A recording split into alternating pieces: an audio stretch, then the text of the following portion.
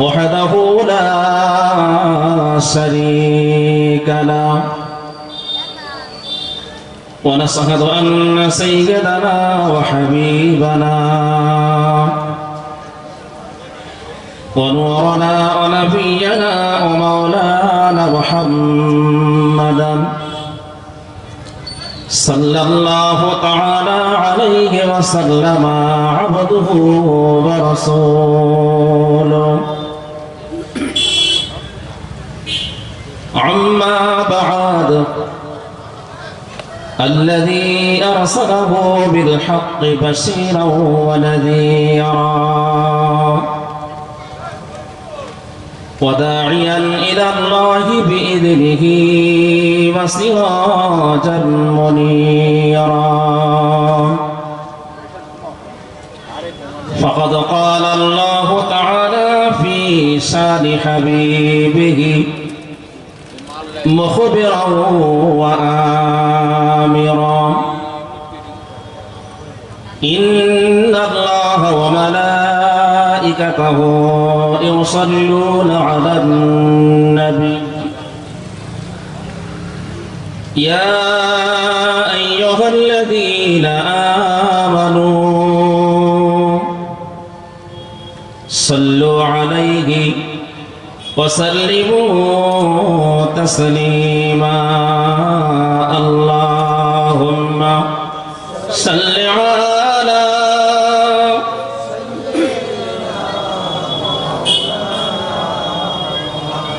وعلى آل سيدنا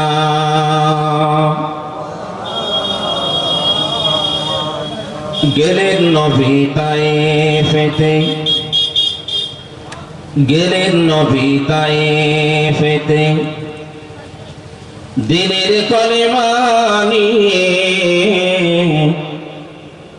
পাথর মেরে তাড়িয়ে দিলেন প্রিয় নবীজিকে তবুও বদদুয়া দেননি নবী তবুও বদদুয়া দেননি নবী সহ্য করেন জ্বালা মক্কা মদিনা নবী কমলিওয়ালা দুই দিন ধরে খাবার নাই যে ঘরে দুইটি পাথর বাঁধেন পেটের উপরে দুই দিন ধরে খাবার নাই যে ঘরে দুইটি পাথর বাঁধেন পেটের উপরে নিরুপায় হইয়া নবীজি তসবিহ জপেন আল্লাহ মক্কা মদিনা নবী কমলিওয়ালা হাসরের ময়দানে কাল কিয়ামতের দিনে বিচার করিবেন আল্লাহ বসে সিংহাসনে হাসরের ময়দানে কাল কিয়ামতের দিনে বিচার করিবেন আল্লাহ বসে সিংহাসনে সেই দিনেতে হইবেন নবীজি সেই দিনেতে হইবেন নবীজি উম্মতেরই ভেলা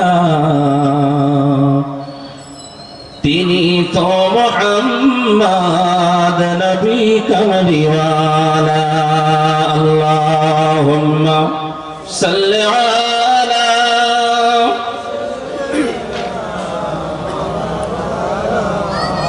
ওয়া আলা আলি সাইয়্যিদিনা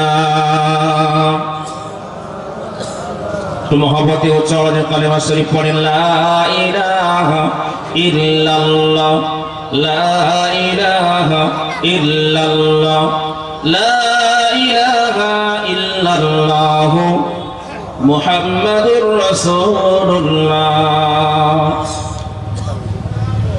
আদর নবী সফিউল্লাহ নূহ নবী নবিউল্লাহ মুসা নবী কালিমুল্লাহ আমাদের নবী হাবিবুল্লাহ লা ইলাহা ইল্লাল্লাহ খুব জোরে বলেন লা ইলাহা লা ইলাহা ইল্লাল্লাহ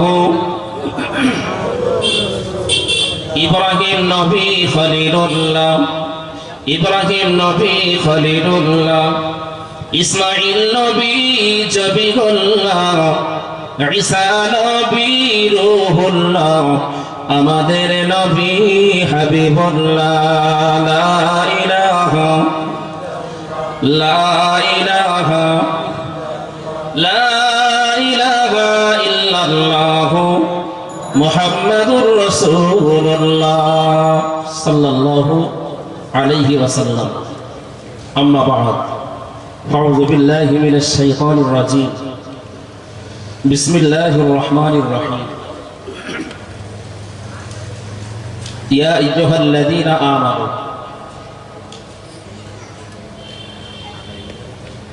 ইত্তাকুল্লাহ হাক্কা তুকাতিহি ওয়া লা তামুতুন্না ইল্লা ওয়া আনতুম মুসলিমুন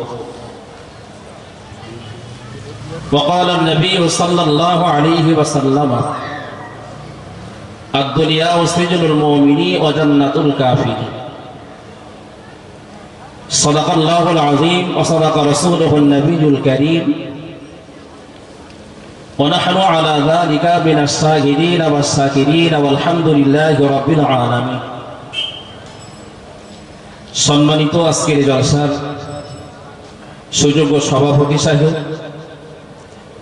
দিগার উলামায়ে হুজ্জাত ও হুজ্জাতে কেরাম সামনে বসে থাকা বিভিন্ন বয়সী শ্রোতা মণ্ডলী আড়ালে আবডালে পর্দানসীনা ধার্মিকা মা ও বোনের শুকরিয়া আছে আল্লাহ পাক রব্বুল আলামিনের দরবারে যে আল্লাহ পাক রব্বুল আলামিন আমাদের মতো পাপী তাপী গুনাহগার বান্দা এবং পর্দার আড়ালে কিছু বান্দি দিগকে দুনিয়ার সমস্ত খারাপ কাজ থেকে বিরত রেখে পূত পবিত্রতম বেহেশতের বাগানে এসে বসবার সুযোগ দিয়েছেন শুকরিয়া আদায় করি সকলে উচ্চ আওয়াজে পড়ি আলহামদুলিল্লাহ একটু আস্তে করে বলেন আলহামদুলিল্লাহ তারপরে শাহেনশাহ মদিনা দুলেখায় মদিনা সরকারে দো আলম যে নবীকে সৃষ্টি না করলে তামাম কুল কায়নাত আল্লাহ পাক সৃষ্টি করতেন না সেই নবীর প্রতি অসংখ্য দরুদ ও সালাম আরো একটিবার উচ্চ আওয়াজে পড়ি সাল্লাল্লাহু আলাইহি ওয়াসাল্লাম ভাই ও বাবাজি সন্ধ্যার পর থেকে অনেক ওলামা হযরতদের মুখ থেকে গুরুত্বপূর্ণ আলোচনা বিশেষত আমার পূর্বে বন্ধুভার হাফেজ সাহেবের কাছ থেকে অনেক গুরুত্বপূর্ণ আলোচনা আপনারা শুনেছেন আমি গুনাহগার খুব অল্প সময়ের জন্য আপনাদের খেদমতে উপস্থিত আমার পরে আরো হুজুর কিবলা আছেন আপনারা আসবেন যথা সময় আলোচনা করবেন আখরি দোয়া মোনাজাত হবে ভাইয়া বাবাজি জলসা জৌলুস মিলাদ মাহফিল ইসালে সওয়াব সবর সারি মাহফিল আমরা যেটাই বলি না কেন বর্তমানে যেরকম আমরা শুনছি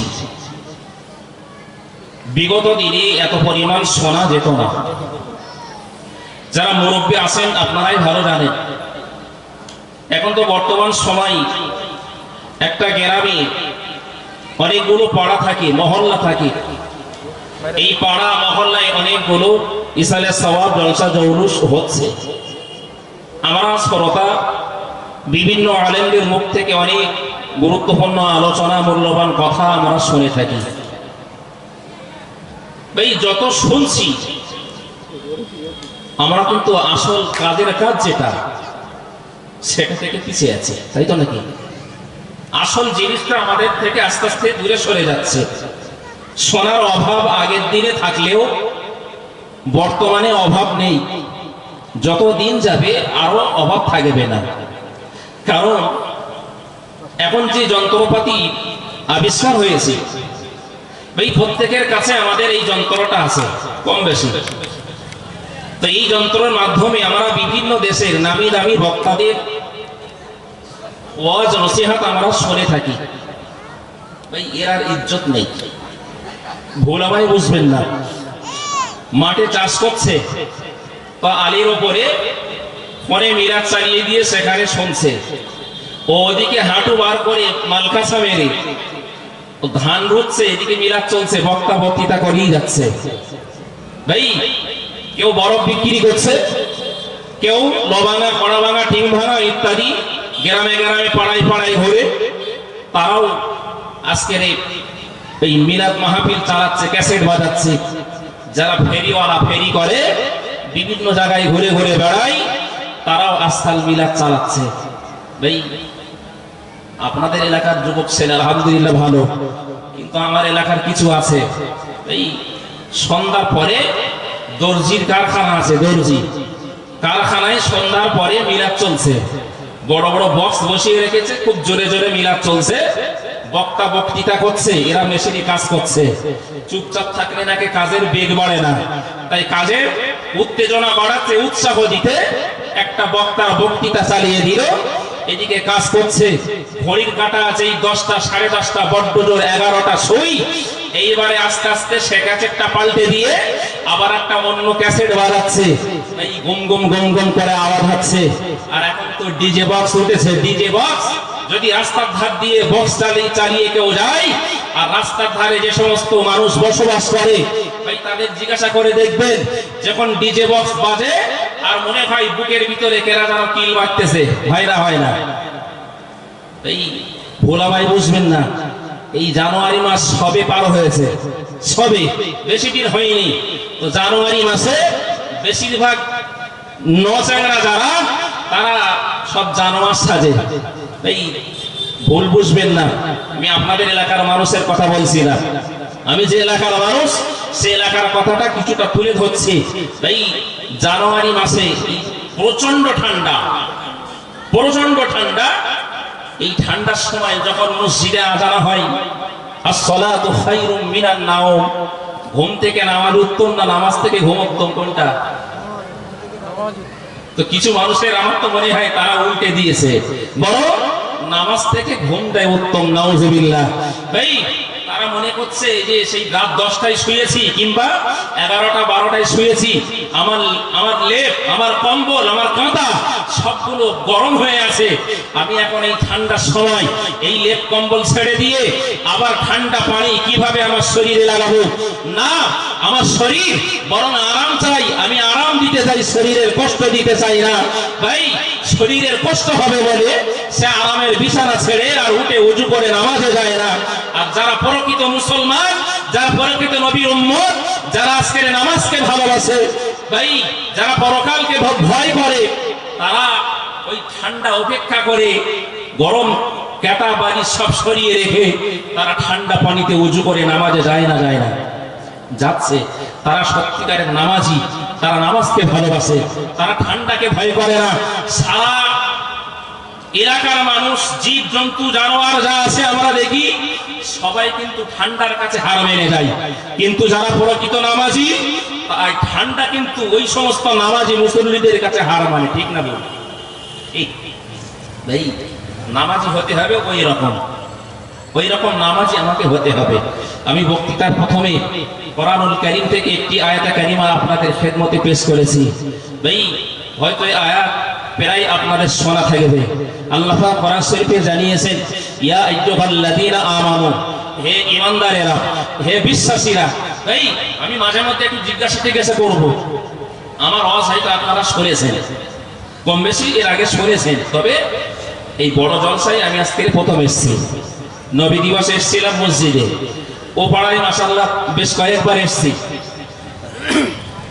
তো আমি মাঝে মধ্যে একটু একটা দুটো কথা জিজ্ঞেস করব, একটু হ্যাঁ না বলে আমার সাথে একটু সহযোগিতা করবেন। তাই আমি একটানা 1 ঘন্টা 2 ঘন্টা বকে যাব, আপনারা চুপচাপ বসে শুনবেন। এটা কিন্তু মায়া মহব্বত বাড়ে না। আমি একটু বলবো, আপনি একটু পাল্টা হ্যাঁ না বলবেন, তাহলে কিন্তু মায়া মহব্বত বাড়বে, প্রত্যেকের ভালো লাগবে। তাই আমি একদিন দক্ষিণের দিকে, সে আবাদের দিকে একটা দাওয়াতে গিয়েছি।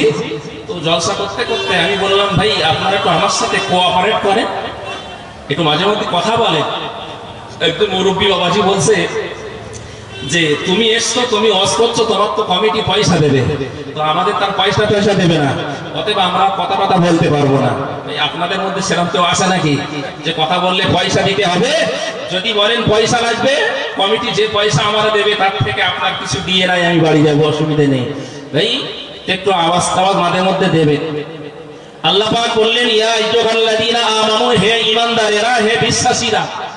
ভাই আমরা যারা এর ভিতরে বসে আছি, আমরা প্রত্যেকেই ঈমানদার তো নাকি? একটু জোরে বলেন, আমরা ঈমানদার। ভাই আমরা আল্লাহকে মানি, আমরা কোরআন হাদিস ইজমা কিয়াস শরিয়াত মানি, আমরা জান্নাত জাহান্নাম মানি, আমরা ফেরেশতা মানি, রাসূল আম্বিয়া আলাইহিস সালাম, আমরা সব কিছু মানি। কিন্তু আমরা জান্নাত দেখিনি, আমরা জাহান্নাম দেখিনি, আমরা নবী দেখিনি, আমরা সাহাবায়ে কেরাম তাদেরকে আমরা দেখিনি। ভাই তারপরেও আমরা কিন্তু বিশ্বাস করেছি, আমরা মেনে নিয়েছি। আর যারা বিশ্বাস করে তাদেরই কি বলে ঈমানদার। তো আমরা যারা বসে আছি, আমরা হলাম প্রত্যেকেই ঈমানদার, আলহামদুলিল্লাহ। আল্লাহ পাক আমাদের দিকে লক্ষ্য করে বললেন, ইত্তাকুল্লাহ, আমি আল্লাহ, আমাকে ভয় করো, আমি আল্লাহ, আমাকে ভয় করো। তারপরেই বললেন হাক্কা তুকাতিহি, ভয় করার মতো। এমনি ভয় করলে হবে না, ভয় করার মতো ভয় করতে হবে। তাই আমি একটা মাদ্রাসা শিক্ষকতা করি, অনেক ছাত্র পড়াশোনা করে। তো বলছি যে তোমরা পড়ো, তো তারা পড়ছে। আবার একটুখানি পরে বললাম পড়ার মতো পড়ো। ওই দুটো পড়া কি সমান হবে? একটা স্টুডেন্ট সে পড়ছে, পাশে আর একটা স্টুডেন্ট সেও পড়ছে, কিন্তু এ পড়তে হয় তাই পড়ছে, না পড়লে মাস্টার মারবে, বকবে। আর ও পড়ছে, মারবে কি বকবে ওসব খেয়াল নেই, ওর পড়তে হবে। পড়ার মতো সে ব্যক্তি, সে ছাত্রটা, স্টুডেন্ট পড়ছে। দুটোর পার্থক্য আসে না? নাই, অনেক আছে। আল্লাহ বললেন, আমাকে ভয় করো, তবে ভয় করার মতো। যে ভয় করলে তোমার জীবন সফলতা হবে, তোমার জীবন কামিয়াব হবে, তোমার জীবনটা সুন্দরভাবে গড়ে উঠবে, সেই রকম ভয় আমি আল্লাহ আমাকে করো। ভাই আমরা আল্লাহকে কতটা ভয় করি, আর আল্লাহ সৃষ্টি তাদেরকে কতটা বেশি ভয় করি? ভাই আমরা আল্লাহকে বেশি ভয় করি না আল্লাহ সৃষ্টিকে বেশি ভয় করি? জি একটু বলেন। আমরা আল্লাহকে ভয় করি সত্য, ওরা আপন জায়গায়, কিন্তু কেউ আমরা আছি, ভুল বুঝবেন না, আমরা কিন্তু সৃষ্টিকে বেশি ভয় করছি। কিছু আছি আমরা কিছু আছি। আল্লাহ বললেন, বান্দা আকিমুস সালাহ, নামাজের সময় হলে নামাজ পড়তে হবে, যাকাত দেওয়ার মতো হলে যাকাত দিতে হবে, রমজান মাসের ফরজ রোজা তোমাকে রাখতে হবে, হজ করার মতো হলে হজ করতে হবে, ইত্যাদি ইত্যাদি বেশ কিছুটা জিনিস করার জন্য বললেন। পাশাপাশি আবার বললেন, তুমি হারাম জিনিসটা ভক্ষণ করো না, তুমি নাজায়েজ জিনিসটাকে সাপোর্ট করো না, শরীয়ত যেটাকে স্বীকৃতি দেয়নি তুমি সেটাকে স্বীকৃতি দিও না, শরীয়ত যেটাকে নিষিদ্ধ করেছে তুমি তার ধারে বসে যেও না। এইগুলো আল্লাহ পাক করতে বললেন, আর এইগুলো করতে মানা করলেন। আমরা কড়া মানুষ সেগুলো করি। ভুলামাই বসবেন না, আমি মনিরুজ্জামান, শরীর বড় অসুস্থ হয়েছে, রোগে পড়েছি, রোগে আক্রান্ত হয়েছি, শরীর দিন দিন কমজোরি হয়ে যায়। এমন সময় ডাক্তারের কাছে নিয়ে যাওয়া হলো। ডাক্তার আমার সুন্দর শরীরটাকে চেক আপ করে বলল, মনিরুজ্জামান তোমার শরীরের কন্ডিশন বড্ড খারাপ, শরীরের কন্ডিশন বড্ড ভালো না। ওই ডাক্তারের কথা শুনে আমি খুশি হব না দুঃখ পাবো? আমি দুঃখ পাবো, কারণ আমার শরীরটা ভালো না। কারণ ডাক্তার বলেছে তোমার চেক আপ করার পরে তোমার শরীরটা খারাপ ধরা পড়ে গেছে। আমার মনটা খারাপ হয়ে গেল। ডাক্তার বলছে না, চিন্তার করা কারণ নাই, চিন্তা করতে হবে না, মন খারাপ করা লাগবে না। আমি কিছুটা নিয়ম তোমাকে বলে দিচ্ছি, এই নিয়ম মেনে যদি চলতে পারো তাহলে আশা করা যায়, আমার ডাক্তারি মতে আমার অভিজ্ঞতায় বলতে পারি, তোমার রোগ যেটা হয়েছে তুমি সেটা থেকে কাটিয়ে উঠবে, তুমি ভালো হয়ে যাবে। ডাক্তার আমাকে একটা লিস্ট হাতে ধরিয়ে দিল, একটা লিস্ট হাতে ধরিয়ে দিল। চিনি খাওয়া যাবে না, মিষ্টি জাতীয় কোনো দ্রব্য খাওয়া যাবে না, গরুর গোশত খাওয়া যাবে না, পানি তোমার দেহে স্পর্শ করা যাবে না, আরো ইত্যাদি ইত্যাদি অনেকগুলো নিয়ম বাতলে দিয়েছে। ও বাবাজিরা ভাইরা, আল্লাহ পাক বললেন তুমি হারামটা খেও না, তুমি হারাম থেকে পরহেজ করো আর হালালটাকে তুমি আঁকড়ে ধরো। আমায় একটু বলবেন, আমরা কজন বান্দা আল্লাহর সেই কথাটা প্রাধান্য দিয়ে আমরা হালালটাকে আঁকড়ে ধরেছি আর হারামটাকে বর্জন করেছি? কিন্তু না, ভুল আমায় বুঝবেন না, আমরা কিছু মানুষ এমন আছে ডাক্তারের কথা আমরা বেশি প্রাধান্য দিই, আমরা কোনোদিন চায়ের সাথে মিষ্টি খাই না।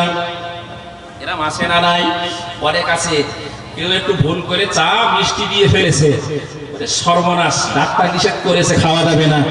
গরুর গোশ, ভাই আপনি আত্মীয়র বাড়ি গিয়েছেন, এখন আপনার আত্মীয় আপনার জন্য গরুর গোশত রান্না করেছে, এখন রান্নার পরে খাওয়ার সময় আপনার সামনে পেয়ালায় করে এনে দিয়েছে, আপনি বলছেন গরুর গোশত আমি খাবো না, তবে আগে খুব খেয়েছি আর আমি পছন্দও করি, কিন্তু আমার একটা জায়গায় খুব বেঁধে যাচ্ছে, কি না ডাক্তার নিষেধ করেছে।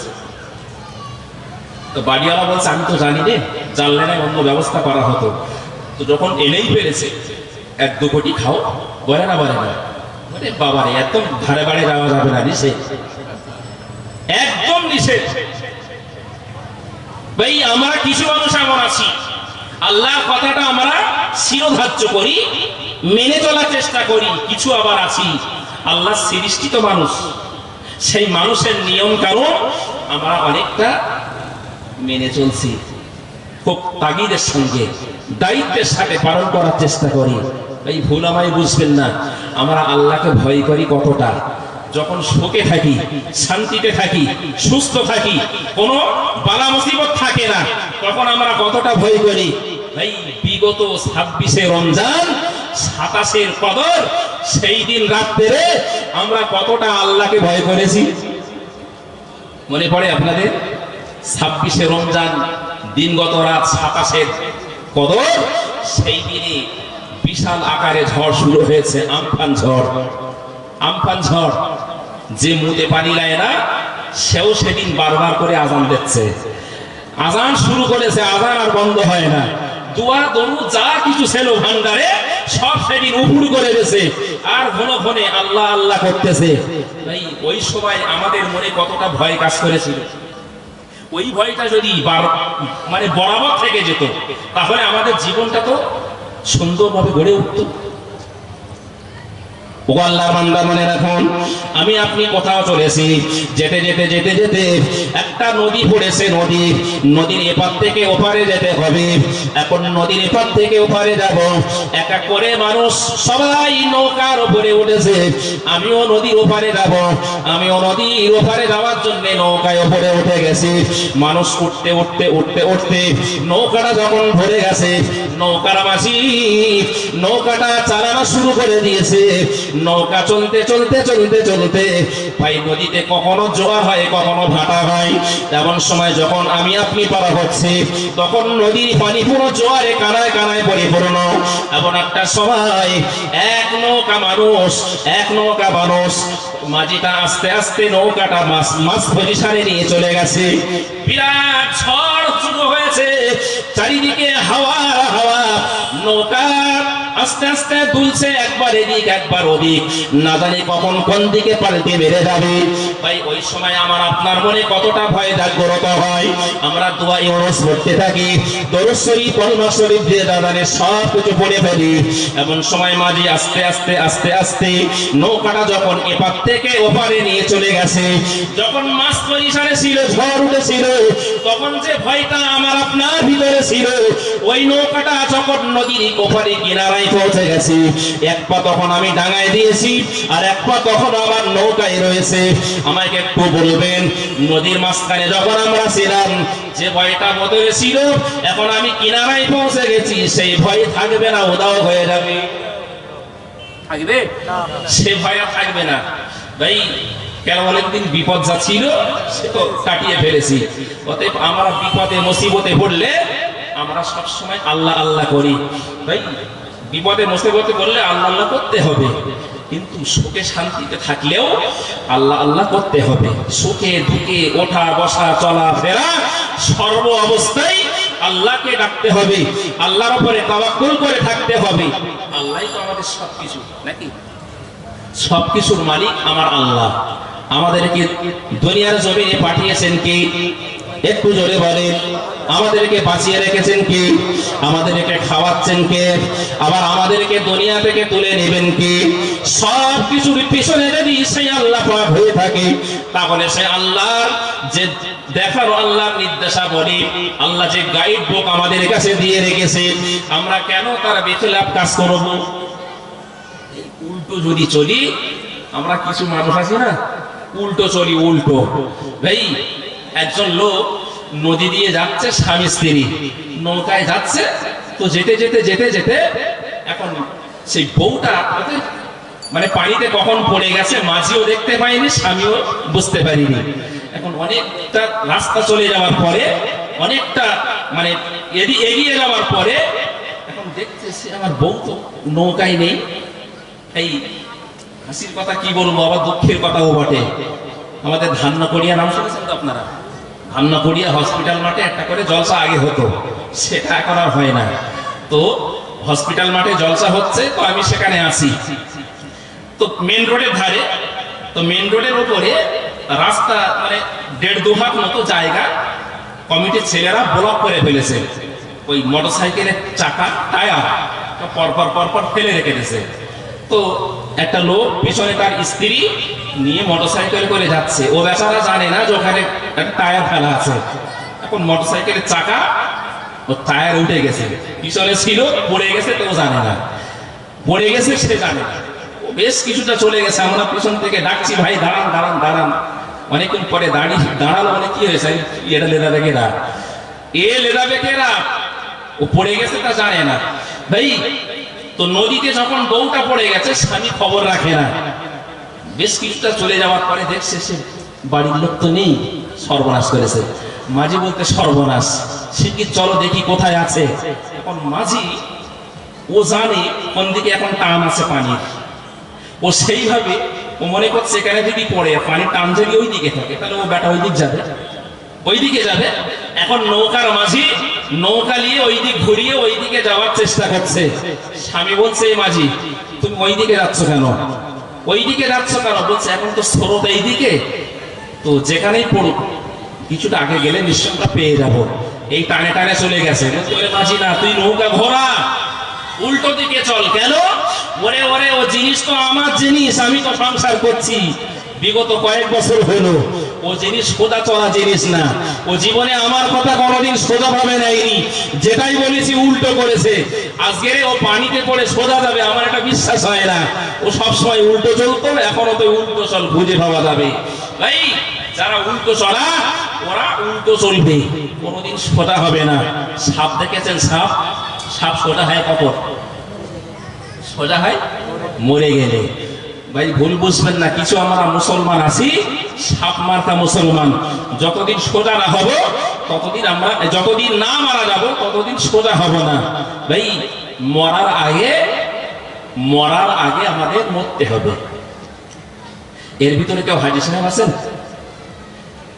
এর ভিতরে কেউ আছেন হাজি সাহেব? নেই? তো যারা হজ করতে যান শুনে দেখবেন ভাই। আমরা তো অনেক হাজি সাহেবকে তুলতে গিয়েছি, আপনারাও গিয়েছেন, দেখেছেন। হজ করতে যারা যান দুটো করে কাপড় নিয়ে যায়, একটা করে পরে আর একটা গায়ে জড়ায়, এহরামের কাপড়। ভাই ওতে কোনো পকেট থাকে না, সেলাই থাকে না, কিচ্ছু থাকে না। মানুষ যখন মারা যায় তার একটা পোশাক আছে না, সেই পোশাকটার নাম কি? কাফন। কাফনের কাপড়। ওই কাফনের কাপড়ে কোনো পোশাক পকেট থাকে? থাকে না। কাফনের কাপড় মানুষ কখন পরে? মারা যাওয়ার পরে। আর যারা হজ করতে যান, হাজী সাহেবানরা জিজ্ঞেস করবে, হজ করতে যাচ্ছে, যাওয়ার আগে এয়ারপোর্টে যেয়ে তারা এই নিজেদের পরনের কাপড়গুলো পাল্টে একটা কাপড় পরে নাই, আর একটা কাপড় তারা গায়ে দিয়ে দেয়। আল্লাহ পাক বলছে, বান্দা হে বান্দি, আমি তোমাকে বাঁচিয়ে রেখেছি। মরণের পরে যে পোশাক তোমার পরার কথা ছিল, তোমায় বাঁচিয়ে রেখেছি। বাঁচিয়ে রেখে তোমার মরণের পোশাকটা এখন গায়ে তুলে দিয়েছি। তার মানে তুমি মনে করো যে তুমি আর বেঁচে নেই, তুমি মরে গেছো। এই যারা কাবা শরীফে যান তারা কার মেহমান? আল্লাহ পাকের মেহমান। আপনারা যারা কর্তৃপক্ষ আপনাদেরকে আহ্বান করেছেন, আমাদেরকে ডেকেছেন, আমরা এসেছি। তো আমাদের কোথায় বসতে দেবেন, কোথায় খেতে দেবেন, কিভাবে মানে সুবিধা দেবেন, কর্তৃপক্ষ তারাই জানেন। আমি আপনাদেরকে আমন্ত্রণ জানিয়েছি আমার বাড়িতে। এখন আপনারা যখন যাবেন আমার বাড়িতে, দায়িত্ব তো আমার। আমি আপনার কিভাবে বসতে দেবো, খাতে দেবো, থাকতে দেবো। তো যারা কাবা বাইতুল্লাহর মেহমান, মক্কা মদিনার মেহমান, তারা তো সব আল্লাহর মেহমান। তো আল্লাহ পাক তিনি কার কিভাবে রাখবেন না রাখবেন সব কিছু দায়িত্ব আমার আল্লাহ পাকের। ভাই আল্লাহ পাক এজন্য বলছেন, তোরা আমার কাবা শরীফের মেহমান হবি। কাবা শরীফের মেহমান। তো এখানে আসার আগে তোরা নিজেদেরকে মৃত বলে ধারণা কর, মৃত বলে ধারণা কর। ও আল্লাহর বান্দা, মনে রাখুন যে কথা বলতে বলতে আমি এতটা আগে বেড়ে এসেছি। আল্লাহ পাক বললেন, আমি আল্লাহ, আমাকে ভয় করো, ভয় করার মতো। তারপরে তিনি বললেন, ওয়ালা তামুতুন্না ইল্লা ওয়া আনতুম মুসলিমুন। ও বাবাজিরা, ভাইরা, আপনাদের কাছে আমার একটা প্রশ্ন জিজ্ঞাসা। আমরা যারা বসে আছি সবাই আমরা মুসলমান তো নাকি অন্য কিছু? সবাই মুসলমান। আল্লাহ পাক বলেন, ওয়ালা তামুতুন্না ইল্লা ওয়া আনতুম মুসলিমুন। যত পূর্ণাঙ্গ মুমিন মুসলমান না হয়ে তোমরা মৃত্যুবরণ করো না। আবার অপর জায়গায় বললেন, কুল্লু নাফসিন যায়িকাতুল মাউত। মৃত্যু তো তোমাকে অবশ্যই বরণ করতে হবে, কোনো সন্দেহ নাই। এদিকে বলছে মৃত্যু তোমার হবে হবে, আবার এদিকে বলছে মরবা, তবে মরার আগে প্রকৃত মুমিন মুসলমান হয়ে তুমি মরো। প্রকৃত মুমিন মুসলমান আমরা যারা বসে আছি, আমরা তো সবাই মুসলমান। আমাদের কেউ জিজ্ঞেস করে তুমি কি মুসলমান? বলো কি মুসলমান মানে? ময়কার বিশারদ মোহাম্মদ মনিরুজ্জামান। লোকে দেখবে, শুনবে, প্রত্যেকেই ভাববে তো পাকা মুসলমান। ভাই আমরা তো এখন ভেকদারি হয়েছি। আমরা বাহ্যিকটা দেখি, কিন্তু আল্লাহ পাক কি দেখবে? ভিতরেরটা। আমরা দুনিয়ার মানুষ বাহ্যিকটা দেখি। এই কথাই বলে না, আগে হবে দৃষ্টিধারী, পরে হবে গুণ বিচারী। আমরা দুনিয়ার মানুষ এটাই করি। কোনো ছেলে দেখতে যাই, কোনো মেয়ে দেখতে যাই, যদি তার চেহারাটা সুন্দর হয়, তার গুণ কি আছে না আছে পরের বিচার। আগে নজরে যদি পছন্দ হয়ে যায় ঠিক আছে, কিন্তু আল্লাহ পাক তিনি চাকচিক্য, সুন্দর দেখতে, রং তামাশা, এগুলো আল্লাহ পাক দেখেন না। আল্লাহ পাক দেখেন তার ভিতরের জিনিসটা। ভাই আমরা তো আয়না দেখি, দেখি না আয়না? আয়না দেখি, কারণ আমার এই চেহারাটা, চেহারা বলতে মুখমণ্ডল, আমার এই চেহারাটা কিন্তু আমি দেখতে পাচ্ছি না, আর আপনার চেহারাটা কিন্তু আপনি দেখতে পাচ্ছেন না। আমারটা আপনি দেখছেন, আপনারটা আমি দেখছি। এই জন্য বলা হয়েছে ওয়াল মুমিনুনা ইখওয়ানি, এক মুমিন আর এক মুমিনের আয়না স্বরূপ। ভাই আবার আয়না স্বরূপ। ভাই আমার ভিতরে যা ত্রুটি আছে, আপনার চোখের সামনে যেই ফুটে উঠবে, আপনি তাড়াতাড়ি সেটা আমাকে শুধরে দেবেন। আপনার ত্রুটিটা আমার চোখে যেই ধরা পড়বে, আমি আপনার ত্রুটিটা শুধরে দেব। তবে একটা প্রসেস, একটা নিয়ম, একটা পদ্ধতি আছে। এতগুলো মানুষের সামনে, এতগুলো মানুষের সামনে আমি আপনাকে কোনো ভুল ধরতে পারি না, কারণ মানিজ্যতের ব্যাপার আছে। প্রত্যেকের তো কম বেশি সম্মান আল্লাহ পাক দিয়েছেন, তাই তো নাকি? ছোট হোক বড় হোক, যে স্তরের হোক। এখন আমি যদি একটা ভুল করে ফেলি, আপনার সেটা যদি জানা থাকে, আপনি কিন্তু প্রকাশ্যে আমাকে বলতে পারেন না, কারণ আমার একটু মানিজ্যতের ব্যাপার আছে। এর নিয়ম হলো কি, যারই ভুল হোক, যদি কারোর চোখে ধরা পড়ে যায়, তাহলে তাকে এক সাইডে ডেকে গোপনে, আড়ালে, আবদারে তার সেটা বলতে হবে যে ভাই কি খোকা, কি যেমন সম্পর্কের হয়, তোমার এইটা এই হয়েছে, এটা এরা হবে না, এটা এই হবে, এটাই হচ্ছে নিয়ম পদ্ধতি। কিন্তু আমরা বেশ কিছু আছি নিজেদের বরাদ্দ ফলানোর জন্য, দেখো এত লোকের সামনে আমি অমুকের ভুল ধরেছি, তাকে লোকে বলবো সর্বনত বিরাট কিছু জানে। এই যে অহংকার, রিয়া, গর্ব, ফখর, আল্লাহ বলছেন হাদিসে কুদসিতে আল্লাহ পাক বলছেন আল কিবরিয়াউ রিদাই, আমি আল্লাহ পাক অহংকার, গর্ব, ফখর এগুলোকে ধারিয়া আমি আল্লাহ পাক দেখতে চাই কে কত বিনয়ী হয়ে, নম্র হয়ে আমি আল্লাহ আমাকে রাজি খুশি করতে পারছে। ঠিক না বল? এই তো মানুষ আর একটা মানুষের আয়না স্বরূপ, ভুল মানুষেরই হবে, ভুল তো অন্য জীবজন্তুর হবে না, ভুল তো মানুষেরই হবে। এই সে ভুলটা আমার চোখের সামনে ধরা পড়লে আমাকে শুধরাতে হবে, আপনার চোখের সামনে পড়লে আপনি শুধরে দেবেন। তবে তার নিয়ম পদ্ধতি হলো সেই ব্যক্তিটাকে একটু আড়ালে আবডালে গোপনে তাকে বলতে হবে, সে মানুষটা শুধরে যাবে। এখন আমি ভুল করেছি, আপনি আমাকে না বলে যদি আমার পিছনে সমালোচনা করেন, ভুলটা তো আমি শুধরাতে পারবো না, অথচ আমার পিছনে আপনি সমালোচনা করছেন মানে আপনার নামায় আমলে গোনা লেখা হচ্ছে আর আমার নামায় আমলে নেকি লেখা হবে। এই পেছনে গীবত করা, আল গীবাতু আসাদ্দু মিনাল জিনা, এর অনেকটা পাপ আছে, অনেক দুঃখ কষ্ট আছে, অনেক যন্ত্রণা আছে। ভাই বাবাজি, যে কথা বলছিলাম, আমরা পরিপূর্ণ মুমিন মুসলমান এখনো কি হতে পেরেছি? নামের আগে মায়কার বিসর্গ বসালেই কি আমরা মুসলমান? আমরা গরুর গোশত খুব মহব্বত করে খাই, গরুর গোশত খাই বলেই কি মুসলমান? আমাদের যখন আমরা ছোট ছিলাম তখন আমাদেরকে খাতনা দেওয়া হয়েছিল, মুসলমানি দেওয়া হয়েছিল। এই মুসলমানি দেওয়ার পরেই কি আমরা মুসলমান? অনেক হিন্দু ধর্মের মানুষেরা এখন এই খাতনা দেওয়ার ব্যবস্থা চালু করেছে। আপনারা জানেন অনেক আছে, অনেক। ভাই বাবাজি, তো নামের আগে ময়কার বিসর্গ আর মুসলমানি খাতনা আর গরুর গোশত, এই দুটো তিনটে হলেই কি আমার মুসলমানের দায়িত্ব শেষ? না, হলো না। মুসলমানের দায়িত্ব মানে ভাই আমরা আমাদের দায়িত্ব পালন করতে পারিনি, আমাদের দায়িত্ব পালন করতে পারিনি। আমাদের দায়িত্ব পুঙ্খানুপুঙ্খ ভাবে পালন করতে হবে। যদি আমরা দায়িত্ব পালন করতে পারি তাহলে আল্লাহ পাকের কাছে আমাদের আর জবাবদিহি করতে হবে না।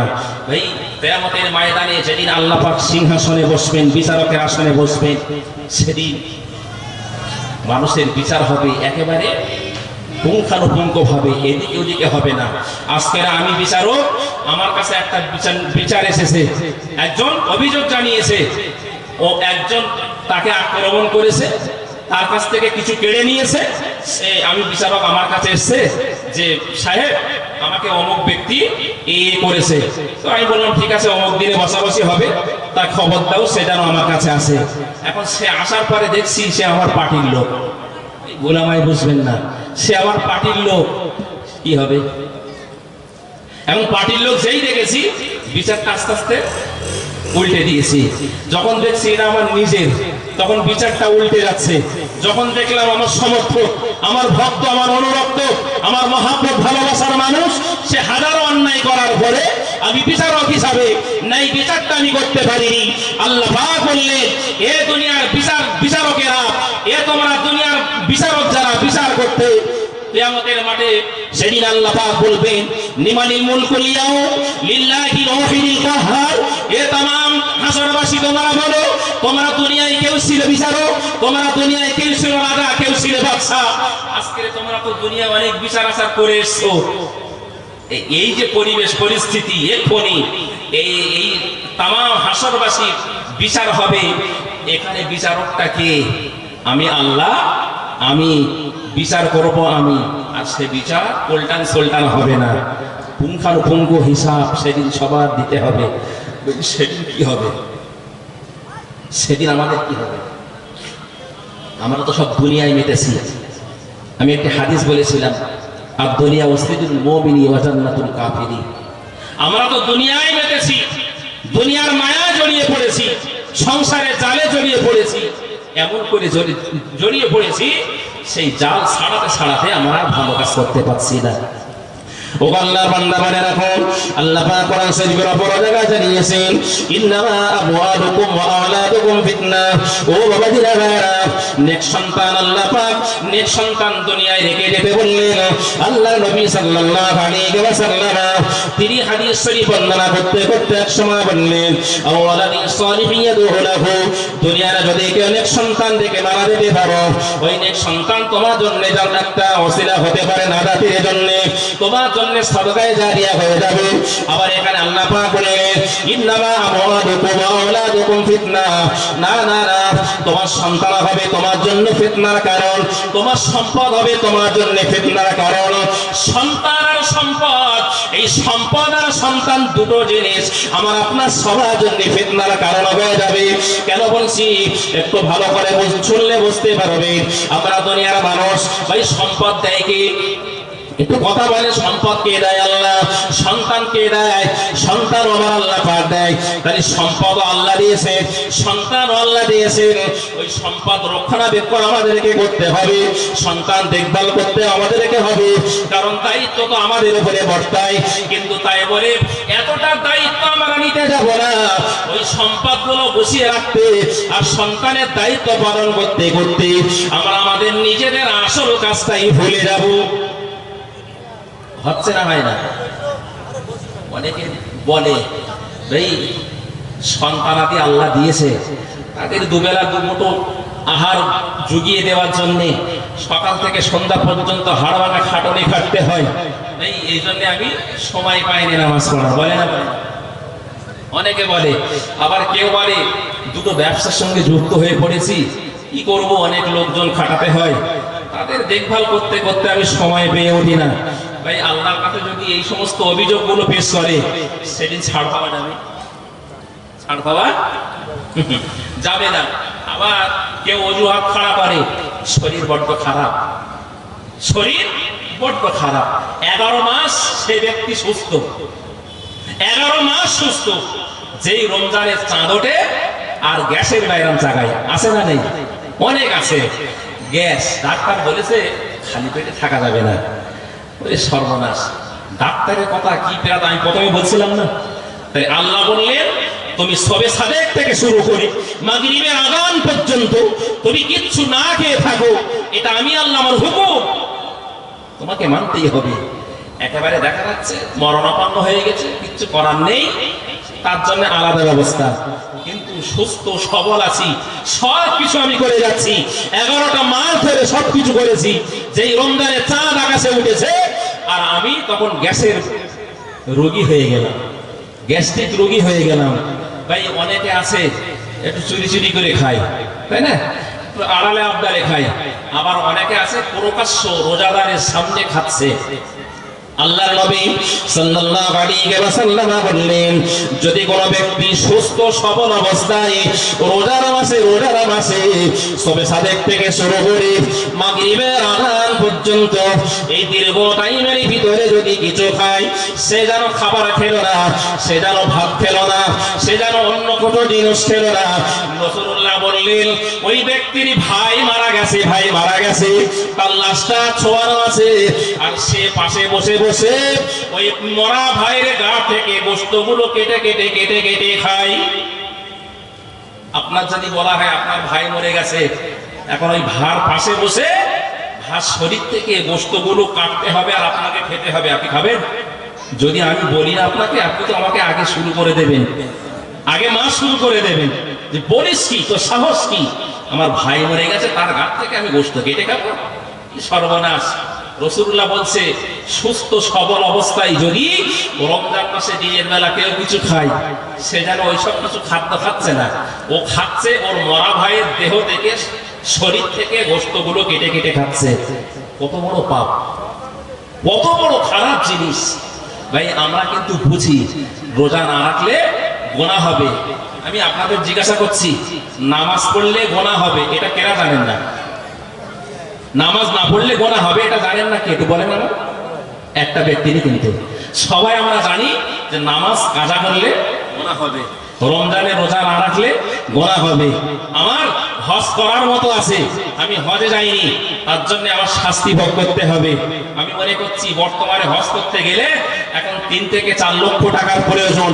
এবারে আবার সৌদি সরকার তো এই করোনার জন্য 20টা দেশের মানুষ সে দেশে প্রবেশ করতে নিষেধ করেছেন, 20টা দেশের মানুষ। ভাই তার ভিতরে ভারতও পড়ে গেছে। এখন এবছর কি হবে আল্লাহ ভালো জানেন। তো যাদের উপরে হজ ফরজ হয়েছে, যদি এরকম ব্যক্তি মনে করে তাই তো যদি আমি এখন হজে যাই 3 থেকে 4 লক্ষ টাকা খরচ, তো আমি যদি ওই 4 লক্ষ টাকা আমার ছেলে মেয়েদের জন্য কিছু আমানত করে যাই, তো তারা উপকৃত হবে। সত্যিও তাই, তারা উপকৃত হবে। তো আমার কথা বলা যাচ্ছে না, তারা উপকৃত হবে। কিন্তু আমি বাপ, আমার উপরে হজ ফরজ ছিল, আমি সেটা আদায় না করে সেই টাকাটা আমার বাচ্চাদের মানে ভালোর জন্য, উপকারের জন্য দিয়ে গেলাম। তাদের জন্য 2টো জমি কিনলাম, 2টো ব্যবসা বাড়িয়ে দিলাম। ভাই তারা খুব সুখে শান্তিতে সেগুলো ভোগ দখল করবে, আর আমি বাপ তাদের জন্য আমি রেখে চলে গিয়েছি। কবরে যাওয়ার পরে আমার জবাবদিহি করা লাগবে না? লাগবে না, একদম শেষ। সেখানে কিন্তু কেউ কারো হবে না। ও আল্লাহর বান্দা বলে রাখুন, হযরত ইমাম গাজদালী রাহমাতুল্লাহ আলাইহি সুন্দর একটি উক্তি লিখেছেন, যে উক্তিটি আমি আপনাদের সম্মুখে পরিবেশন করছি।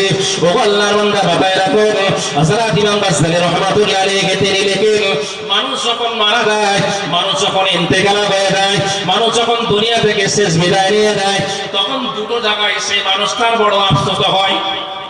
কটা জায়গায়? 2টো। ভালো করে মনে রাখবেন, হযরত ইমাম গাজদালী লিখছেন, মানুষ যখন মারা যায় তার 2টো জায়গায় সবথেকে বড় আফসোস হয়। প্রথম নম্বর আফসোস হলো, যখন মানুষ মারা যায় তখন আমরা কি করি? তাকে গোসল দেওয়ার ব্যবস্থা করি না? করি না?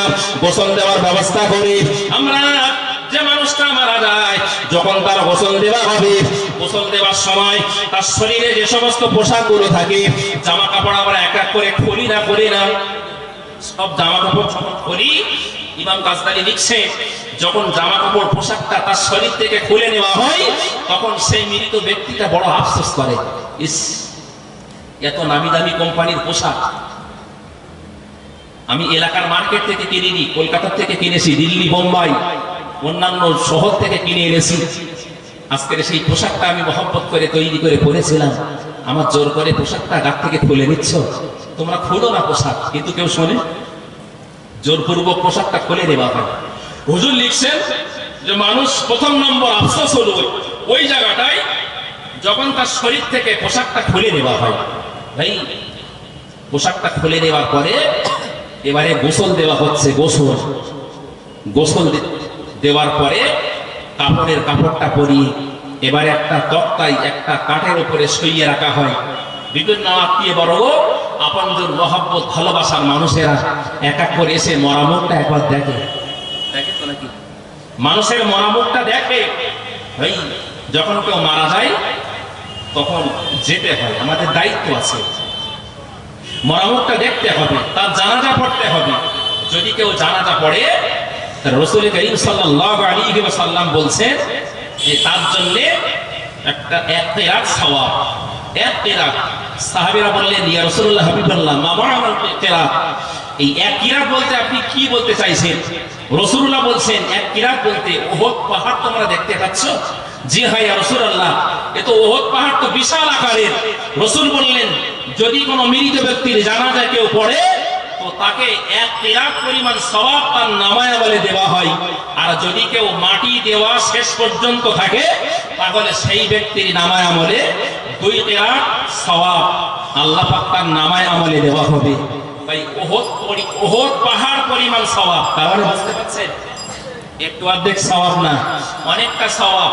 তো যারা কোনো মানুষের জানাজায় যাবেন, জানাজা তো পড়বেন, তারপরে দাফন শেষ না হওয়া পর্যন্ত সেখান থেকে কেউ যাবেন না।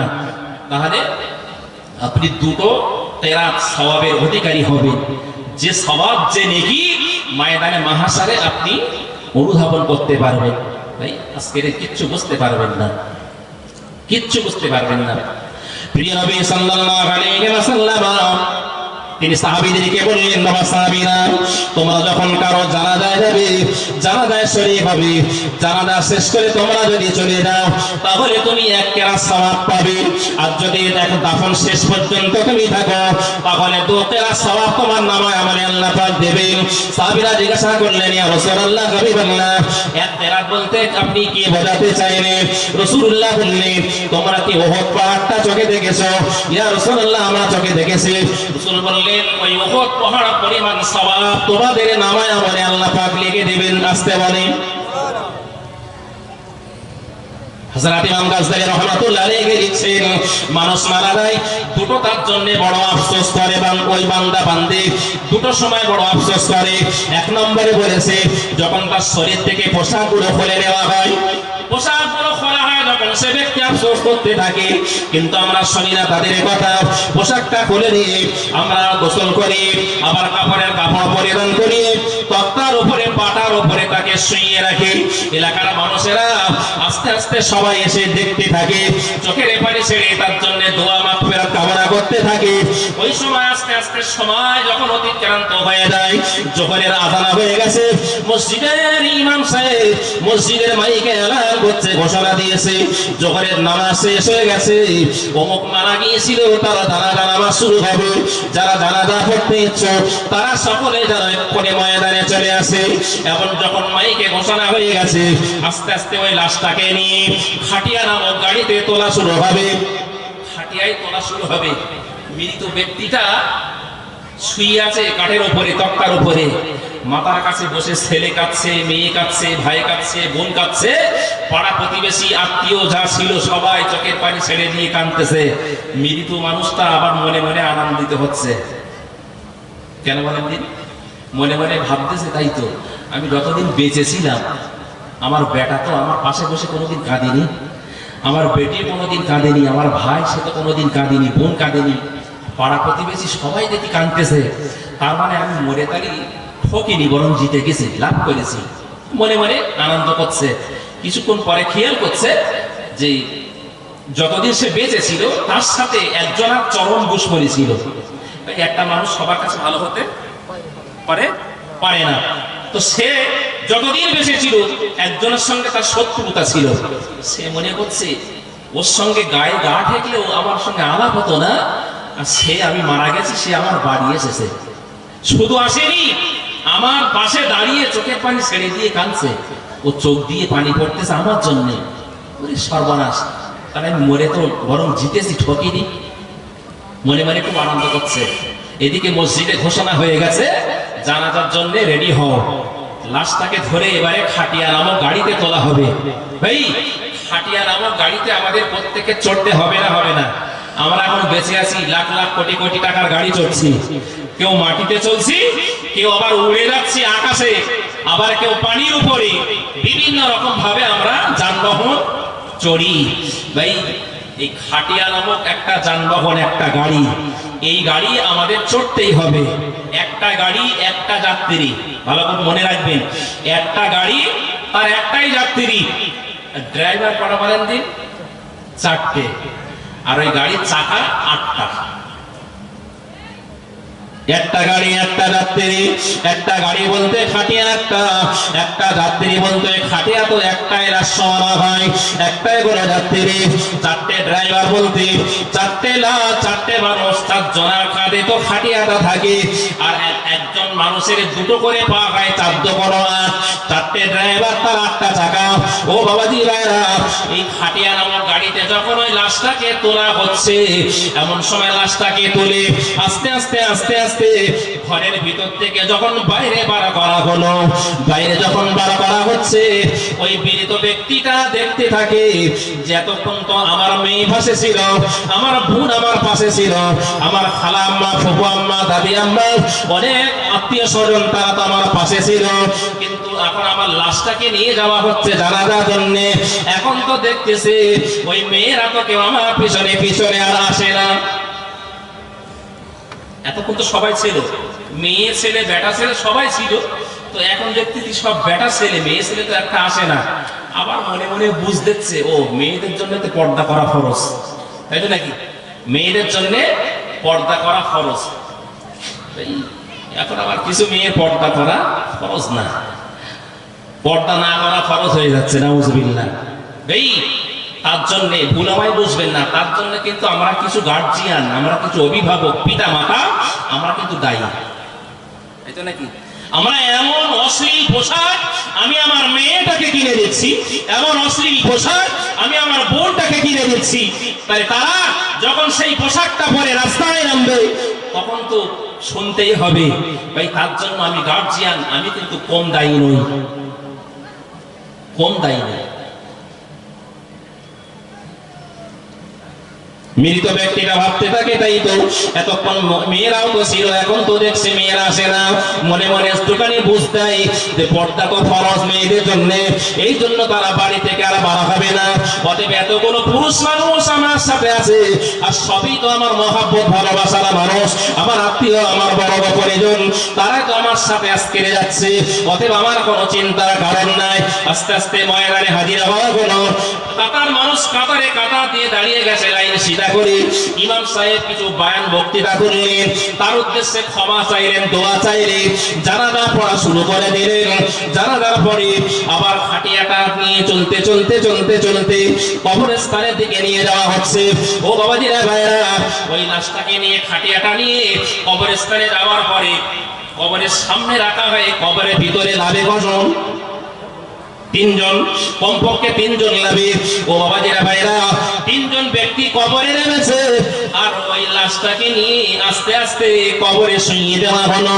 এমন সময় কবরে শোয়ানোর পরে লাশটা মনে মনে ভাবে, তাই তো এতক্ষণ দেখছিলাম আমার পেছনে হাজার হাজার মানুষ হেঁটে হেঁটে হেঁটে হেঁটে আসে, আর এখন তো দেখতেছি কেবলমাত্র তিনজন।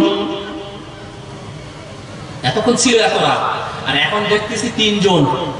মনে মনে আবার একটু বুঝ দিচ্ছে কি, কবর তো একটুখানি জায়গা, এই এতটা মানুষ যদি এখানে আসে জায়গা দেওয়া যাবে না, এই জন্য তিনজন আমার সাথে আছে, বাদ বাকি দূরে সাইডে আসে, অসুবিধা নেই, তারা তো সাইডে আছে। আর আমার এখানে তো একা রাখিনি, বরং তিনটে লোক তো আমার সাথে আছে। আর যারা আছে তারা যেমন তেমন লোক না, নিজের জন্ম দেওয়া ছেলে, নিজের মায়ের পেটের ভাই আর ভাইপো, মানে খুব কাছের না, কি গো, খুব কাছের না, দূরে, একেবারে মানে ব্লাডের সঙ্গে সম্পর্ক, রক্তের সঙ্গে কানেকশন আছে। ভাই তিনজন ব্যক্তি কবরে নেমেছে, সেই মৃত ব্যক্তিটা মনে মনে বুঝ দিচ্ছে এতগুলো মানুষ এখানে জায়গা দেওয়া সম্ভব নয়, এই জন্য তারা সাইডে আছে, অসুবিধা নেই। আমার সাথে তো আমার ছেলে আছে, ভাই আছে, ভাই চিন্তা কি।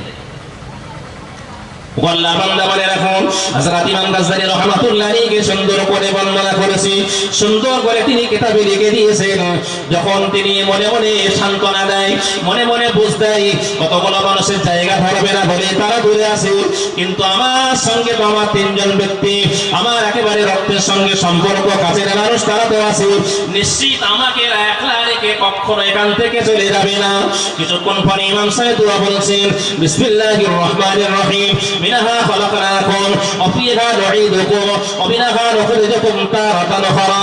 মানুষ একের পর এক মাটি চাপা দিচ্ছে, আর তিনজন ব্যক্তি কবরে নেমেছিল, তারা আস্তে আস্তে আস্তে আস্তে কবর থেকে উপরে উঠে যায়। হযরত ইমাম গাজ্জালী লিখছেন, ওই সময় সবথেকে ওই মৃত ব্যক্তিটার বড় আফসোস, সে তখন বুক চাপড়াতে থাকে, হায় রে, আজকের আমার কলেজার টুকরা সন্তান, আমি ভেবেছিলাম আমি তার বাপ, নিশ্চয়ই নির্জনে নীরবে এই বাঁশবাগানে, আম বাগানে দিনের বেলায় কোনো মানুষ কবরস্থানে যায় না ভয়তে, যে জায়গায় কোনো মানুষ দিনের বেলায় যেতে চায় না, আর এই জায়গায় কি দিন, কি রাত, কি ঠান্ডা, কি গরম, কি বর্ষা, দিনের পর দিন, দিনের পর দিন থাকতে হবে।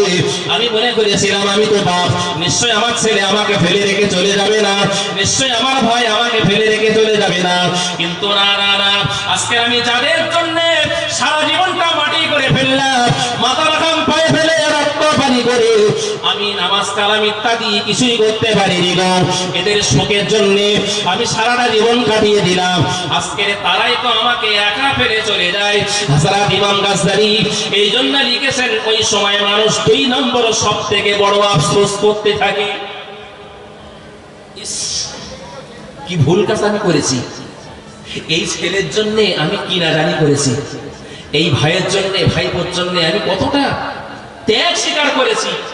কারণ আমি তখন একটু শিয়ানা হয়েছি, আমার বাপ মারা গিয়েছিল, আমি আমার ছোট ভাইটাকে আমার নিজের মতো করে মানুষ করেছি, লালন পালন করে বড় করেছি, তাকে বিবাহ দিয়েছি, তার বাচ্চা হয়েছে, সেই ভাইটাকেও আমি কোলে পিঠে মানুষ করেছি। ভাই সব থেকে বড় আফসোস ওই সময় হযরত ইমাম গাজদালী হুজুর বর্ণনা করছি, আফসোস তখন আর শেষ হয় না, আফসোস করতেই থাকে, আফসোসের আর শেষ নেই।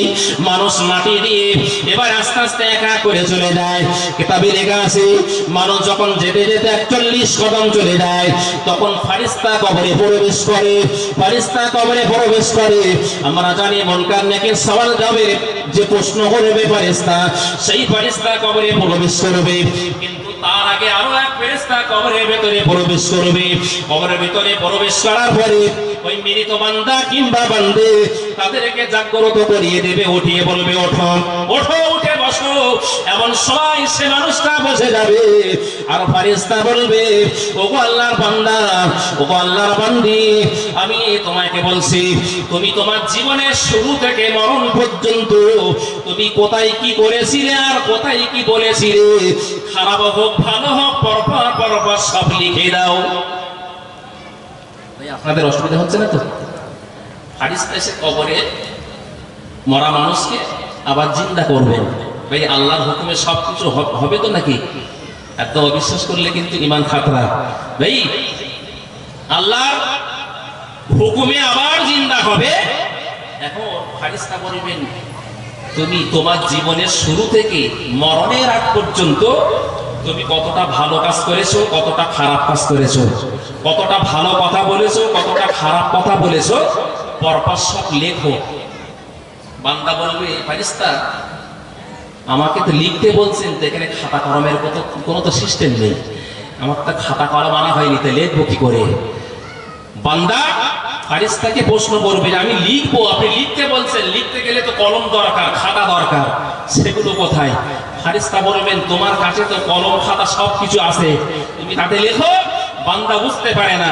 ফেরেশতা বলছে ওগো আল্লাহর বান্দা, তোমার গায়ে যে কাপড়ের কাপড় জড়ানো আছে ওই কাপড়ের কাপড়টা আজকে তোমার জন্য খাতা, আর তোমার হাতের যে আঙ্গুল আছে এই আঙ্গুলটার নাম হলো শাহাদাত আঙ্গুল, এই আঙ্গুলটাই হলো আজকে তোমার জন্য কলম। ও বান্দা তুমি তোমার শাহাদাত আঙ্গুলটাকে কলম বানিয়ে তোমার গায়ে জড়ানো আছে কাপড়ের কাপড়, ওই কাপড়ের কাপড়টাকে খাতা বানিয়ে তুমি পরপর লেখা শুরু করো। এই আঙুলটা হবে কলম, গায়ের কাপড় হবে সেদিন খাতা, পরপর সব লিখতে হবে। এই যারা ভালো মানুষ তারা ভালো খারাপ সব লিখবে। যতই ভালো মানুষ হোক তার জীবনে কিছু না কিছু খারাপ, আবার যতই খারাপ হোক তার জীবনে কিছু না কিছু ভালো আছে থাকবে। এখন যারা ভালো হবে তারা টপ টপ করে ভালো লিখবে, খারাপও লিখবে। দেখা যাবে যারা খারাপ হবে তারা কিছু ভালো কাজ করেছিল সেগুলো টপ টপ করে লিখে ফেলবে। এই আল্লাহ পাক সবকিছু মনে করিয়ে দেবেন, সবকিছু মনে করিয়ে দেবেন। ও জীবনের শুরু থেকে মরার আগ পর্যন্ত কোথায় কি করেছিল, কোথায় কি বলেছিল, সব কিছু পরপর পরপর মনে এসে যাবে, সব লিখতে হবে। তো ভালো কাজ যা করেছে, খারাপ মানুষেরা যা অল্প ভালো কাজ করেছিল সেগুলো লিখবে, লিখে আর খারাপ যখন মনে পড়বে আর লিখবে না। লিখবি কি করে? লজ্জা লাগছে যে আমি এই খারাপ কথাটাকে লিখবো কিভাবে? তখন ফেরেশতা ধমক দেবে, তারপর আবার সে ব্যক্তি লেখা শুরু করবে।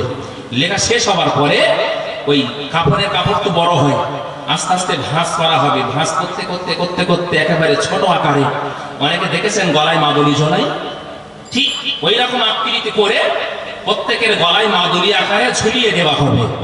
ফেরেশতা চলে যাবে। এবারে আবার ফেরেশতা আসবে, মান রব্বুকা মান দীনুকা মান নাবিয়ুকা, প্রশ্ন করবে তোমার রব কে, তোমার নবী কে, তোমার দ্বীন কি, তোমার ইমাম কে। এই প্রশ্ন সেদিন করতে থাকবে। যদি সে বলতে না পারে, যদি না জানে, শুধু বলবে লা আদরি, লা আদরি, আমি কিছুই জানি না। তখন শুরু হয়ে যাবে খেলা, ওখানে খেলা শুরু হয়ে যাবে। ও আল্লাহর বান্দা, যে ব্যক্তি কবরে ছাড়া পেয়ে যাবে সে ব্যক্তি পরবর্তী যতটা ঘাটি মঞ্জিল আছে সে ব্যক্তির জন্য সব ছাড়া হয়ে যাবে। কিন্তু যে ব্যক্তি কবরে ধরা পড়বে পরবর্তী প্রত্যেকটা ঘাটি প্রত্যেকটা মঞ্জিল তার জন্য পার হওয়া বড় কষ্ট দ্বারা হয়ে যাবে। ও বাবাজিরা ভাইরা, হযরত উসমান গনি রাদিয়াল্লাহু তাআলা আনহু, আমরা প্রত্যেকে নাম শুনেছি হযরত উসমান গনি রাদিয়াল্লাহু তাআলা আনহু। তিনি যখন কবরের কথা শুনতেন, কবরের কথা বলতেন, বা যখন কোন কবরের স্থানের পাশ দিয়ে যেতেন তখন তিনি চোখের পানি আর ধরে রাখতে পারতেন না। সঙ্গী সাথী জিজ্ঞাসা করছেন, হে আমিরুল মুমিনিন, আপনি অন্য সময় এত তো চোখের পানি ফেলেন না, কান্নাকাটি করেন না, আমরা প্রায় লক্ষ্য করে দেখেছি যখন কবরের কথা আপনি শোনেন বা কবরের কথা আলোচনা করেন বা যখন আপনার চোখের সামনে কবর দৃশ্যটা চোখে পড়ে তখন আপনি কেন এত বেশি করে চোখের পানি ফেলে দেন? হযরত উসমান গনি রাদিয়াল্লাহু তাআলা আনহু ওই সময় বলেছিলেন, ও ভাইয়েরা, কবর এমন একটা জায়গা, দুনিয়ার শেষ আর আখিরাতের প্রথম যে ঘাটি যে মঞ্জিল সেটাই হলো কবর।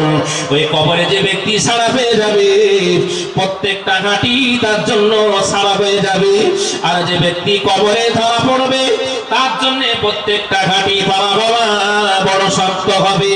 এই জন্য আমি ওসমান যখনই কবরের কথা শুনি বা বলি আমি ওসমান আমার চোখের পানি ধরে রাখতে পারি না। অথচ হযরত উসমান আশারায়ে মুবাশশারা যাদের বলা হয়, রাসূলুল্লাহ 10 জন ব্যক্তিকে জীবিত অবস্থায় জান্নাতের সার্টিফিকেট দিয়েছিলেন, তাদেরকে বলা হয় আশারায়ে মুবাশশারা। তার ভিতরে হযরত উসমান গনিও একজন ব্যক্তি। জান্নাতের সার্টিফিকেট তো অলরেডি পেয়ে গেছেন, তারপরেও কবর দেখলে, কবরের কথা শুনলে চোখের পানি আর ধরে রাখতে পারতেন না, টপ টপ টপ টপ করে গড়িয়ে পড়তো। আর আজকের আমরা মানুষ, আমাদের মনে আর ভয় নেই, আমাদের মনে আর ডর নেই। আমরা কবরস্থানে গিয়েছি, একটা লাশকে দাফন করব, একটা আপনজনকে আমরা এক্ষুনি মাটিতে শুইয়ে দেব, সেখানে গো আমরা দুনিয়াদারি কথাবার্তা বলি না। অনেক হাসি ঠাট্টা আড্ডাই আর কি, মাটি দিতে গেছি কবরস্থানে, সেখানেও আমরা আড্ডাই আর কি করছি। আমাদের ভয় কবে হবে? ভয় আমাদের কবে জাগ্রত হবে? আল্লাহ বলছেন ভয় করো, ভয় করার মতো। বক্তৃতার প্রথমে বলছিলাম, মনে আছে? ভয় করতে হবে, ভয় করার মতো। যদি ভয় করা যায় জীবনে কামিয়াবি হব, সফলতা অর্জন করতে পারবো। যদি ভয় আমাদের ভিতরে না আসে তাহলে আমরা কিন্তু একেবারে শেষ। ও আল্লাহর বান্দা, মাথায় রাখো, হযরত ইমাম গাজদালী রাহমাতুল্লাহ আলাইহি লিখছেন, মানুষকে যখন প্রশ্ন করা হবে যদি প্রশ্নের উত্তর সঠিক দিতে পারে তাহলে আল্লাহ পাক বড় সন্তুষ্ট হয়ে যাবে, আল্লাহ পাক বড় রাজি খুশি হয়ে যাবে। যদি সে ব্যক্তি প্রশ্নের উত্তর হলো সঠিক উত্তর দিতে না পারে তাহলে আল্লাহ পাক বড় অসন্তুষ্ট হয়ে যাবে। আর ফেরেশতাকে বলবে, ফেরেশতা ওই বান্দার উপরে আমি নারাজ হয়ে গেছি, ওই বান্দার উপরে আমি অসন্তুষ্ট হয়েছি। ও বান্দা এখন কবরে আছে, তুমি এক কাজ করো, কবর থেকে জাহান্নামের সঙ্গে একটা সুড়ঙ্গ রাস্তা তৈরি করে দাও, যাতে বান্দা এখন থেকে কবরে শুয়ে শুয়ে জাহান্নামের কষ্টটা ভোগ করতে পারে। যদি আল্লাহ পাক তার উপরে সন্তুষ্ট হয়ে যান তখন আল্লাহ পাক বলে, ফেরেশতা আমি ওই বান্দা বান্দির উপরে বড় রাজি, বড় সন্তুষ্ট হয়েছি। তোমরা এক কাজ করো, ওই বান্দার কবরের সাথে আর জান্নাতের সাথে একটা সুড়ঙ্গ রাস্তা তোমরা তৈরি করে দাও, যাতে আমার বান্দা বান্দি কবরে শুয়ে শুয়ে জান্নাতের সুঘ্রাণ পেতে পারে। ঠিক উল্টো। অনেকে আবার বলে কপাল ফাটা মুসলমান, আল্লাহ তো জাহান্নাম তৈরি করেছে, জান্নাতও তৈরি করেছে, তো সবাই যদি জান্নাতে যাবে তা জাহান্নামে যাবে কারা? বলে না? অনেক কপাল ফাটা মুসলমান বলে ফেলে, ভাই জাহান্নাম যে কি জিনিস ও বেটা চোখে তো দেখিনি, আমরা কেউ তো দেখিনি, ও ভালো করে মানে চিন্তা ভাবনাও করেনি যে জাহান্নামটা কি জিনিস। ভাই এই জাহান্নামের কথা বলতে গেলে অনেক সময় সাপেক্ষ। তাই যখন এরকম মিলাদের মজলিস আমরা বসি তখন আমাদের মনে না, যখন কবরে আযাবের ভয়ের কথা শুনি, জাহান্নামের কথা শুনি, পরকালে শাস্তির কথা শুনি, তখন আমাদের মনে দাউ দাউ করে আগুন জ্বলে ওঠে, দাউ দাউ করে। ভাই একটুখানি ধৈর্য ধরে শোনো, আমাদের পাশের গ্রাম গোকনা বলে একটা গ্রাম আছে, গোকনা চেনেন? গোকনায় মিলাদ হচ্ছে, তো এক মাওলানা মিলাদ করছে, পণ নেওয়া হারাম। পণ সম্পর্কে অনেক গুরুত্বপূর্ণ আলোচনা, 1-1.5 ঘন্টা আলোচনা করেছে পণের বিরুদ্ধে। পণ নিলে এই শাস্তি হবে। এখন অনেক যুবক ছেলে, অনেক অবিবাহিত ছেলে সে মজলিসেও ছিল। এখন আমার গ্রামের কথা বলছি, আমাদের গ্রামের বেশ একদল যুবক সেই মজলিসেও সভা শুনতে গেছে। এখানে যারা আছেন সব কি এই গ্রামের মানুষ? আশেপাশ থেকে অনেকে এসেছেন। তো আমি যখন কোথাও একটা সভা শুনতে যাচ্ছি, তখন আমি বললাম, ভাই অমুক জায়গায় সভা হচ্ছে, আমি যাচ্ছি, তুই যাবি? বন্ধু বান্ধব চিন্তা তো চল একসঙ্গে যাই, সভাও শোনা হবে, লাস্টে কিছু তাবারক করে দেয়, সেটাও খাওয়া হবে। আলহামদুলিল্লাহ এখানে তাবারকের ব্যবস্থা আছে ভাই। তো তারাও সেই মজলিসে ছিল। এখন বক্তৃতার শেষে যখন তিনি নেমে যাচ্ছেন, তো তিনি বলছেন যে আমি তো এতক্ষণ ধরে বক্তৃতা করলাম, এর ভিতরে বিয়ে করনি কারা? যুবক ছেলে তোমরা একটু হাত তোলো। কটা ছেলে যারা বিয়ে করি তারা হাত তুলেছে। এইবারে হুজুর বলতেছে, এর ভিতরে বিনা পণে বিয়ে করবা কারা? একটু হাত তোলো। বিনা পণে বিয়ে করবা কারা? একটু হাত তোলো। এখন একটা ছেলে হাত তুলেছে, এখন আশেপাশে অনেক সঙ্গী সাথী, তারা তো সাক্ষী, তারা জানে ও বেটারা হাত তুলেছে। আর হুজুর খুব দোয়া টোয়া করে দিলে, অমুক জিন্দাবাদ, বিনা পণে বিয়ে করবে, তার জন্য খুব দোয়া টোয়া চেয়ে তিনি নেমে চলে গেছে। সেই ছেলেটা বিয়ে করেছে, 15,000 টাকা লেছে। কত? 15,000 টাকা লেছে। এখন ওই সবাই, ওই মাহফিলে যারা সঙ্গী ছিল, বন্ধু বান্ধব, তারা বলতেছে, হারা অমুক, তুই তো সেই ওখানে জলসাইকে হাত তুলেছিলি, বিনা পণে বিয়ে করবি বলে ওর বলিস নি। হুজুর এমন ভয় দেখতেছে, সে ভয়ের থেকে আমি এমনি হাত তুলতে বাধ্য হয়েছি। ভাই পলগাদার আগুন দেখেছেন? পলগাদা, আপনাদের ধান চাষ হয়তো, ধান যখন ঝাড়ে বিচলি থেকে একটা দুটো কালি ছড়ে যায়, কিছুক্ষণ ঝাড়ার পরে আবার ঝাড়ু দিয়ে সেগুলো এক জায়গায় করে টাল দেয়। টাল দিতে দিতে দিতে বড় আকারে হয়ে যায় পলের গাদা। এই যদি একটা দেশলাইয়ের কাঠি দিয়ে ঠুকে দেন, সাথে সাথে দাও দাও করে জ্বলে উঠবে না? উঠবে না, দাও দাও করে জ্বলবে। আবার কিছুক্ষণ যেতে না যেতে একেবারে ঠান্ডা, কোনো তাতে তাপ নেই, কোনো তেজ নেই। ভাই এখন বসে বসে শুনছি মাহফিলে আমাদের ভিতরে আগুন দাও দাও করে জ্বলতেছে। অন্যায় আর করব না, ভুল আর করব না। ভাই অনেকে আছে টানা টানে, এরকম টানলে ছোট হয়, এরকম অনেক খরিদার আছে। ভাই মনে মনে করতেছে আর কোনোদিন টানবো না। ভুল আমায় বুঝবেন না, যারা হিন্দু সম্প্রদায়ের মানুষ, হিন্দু মানুষরা মারা গেলে, মারা যাওয়ার পরে তাকে শ্মশানে নিয়ে যাওয়া হয়, শ্মশানে যেয়ে তার মুখে আগুন দেওয়া হয়, বলে মুখ অগ্নি, বলে না? বলে না? কিছু কপাল ফাটা মুসলমান বেঁচে রয়েছে, আর বেঁচে থাকাকালীন নিজের মুখে নিজেই আগুন দিচ্ছে, নিজের মুখে নিজেই আগুন দিচ্ছে। ভাই এরকম কাস্টমার যদি এর ভিতরে কেউ থাকে, হাতে না ধরে পায়ে ধরে বলি, ত্যাগ করেন, আগুন ভক্ষণ করেন না। ভাই এই যে কি খারাপ জিনিস, আপনি সেদিন বুঝতে পারবেন যেদিন আপনি কাঠগড়ায় দাঁড়িয়ে যাবেন। ভাই অনেকে বলে সকালবেলা একটা না মানলে আবার পায়খানা হয় না, বলে না? রাতের বেলা ঘুমনের আগে বলে আবার একটা না মানলে আবার ঘুম আসে না। ভাই তুমি নেশারে করো, নেশা যেন তোমারে না করে। ভাই কিছু মানুষ আমরা এমন আছি, নেশা আমাদের ধরে ফেলেছে।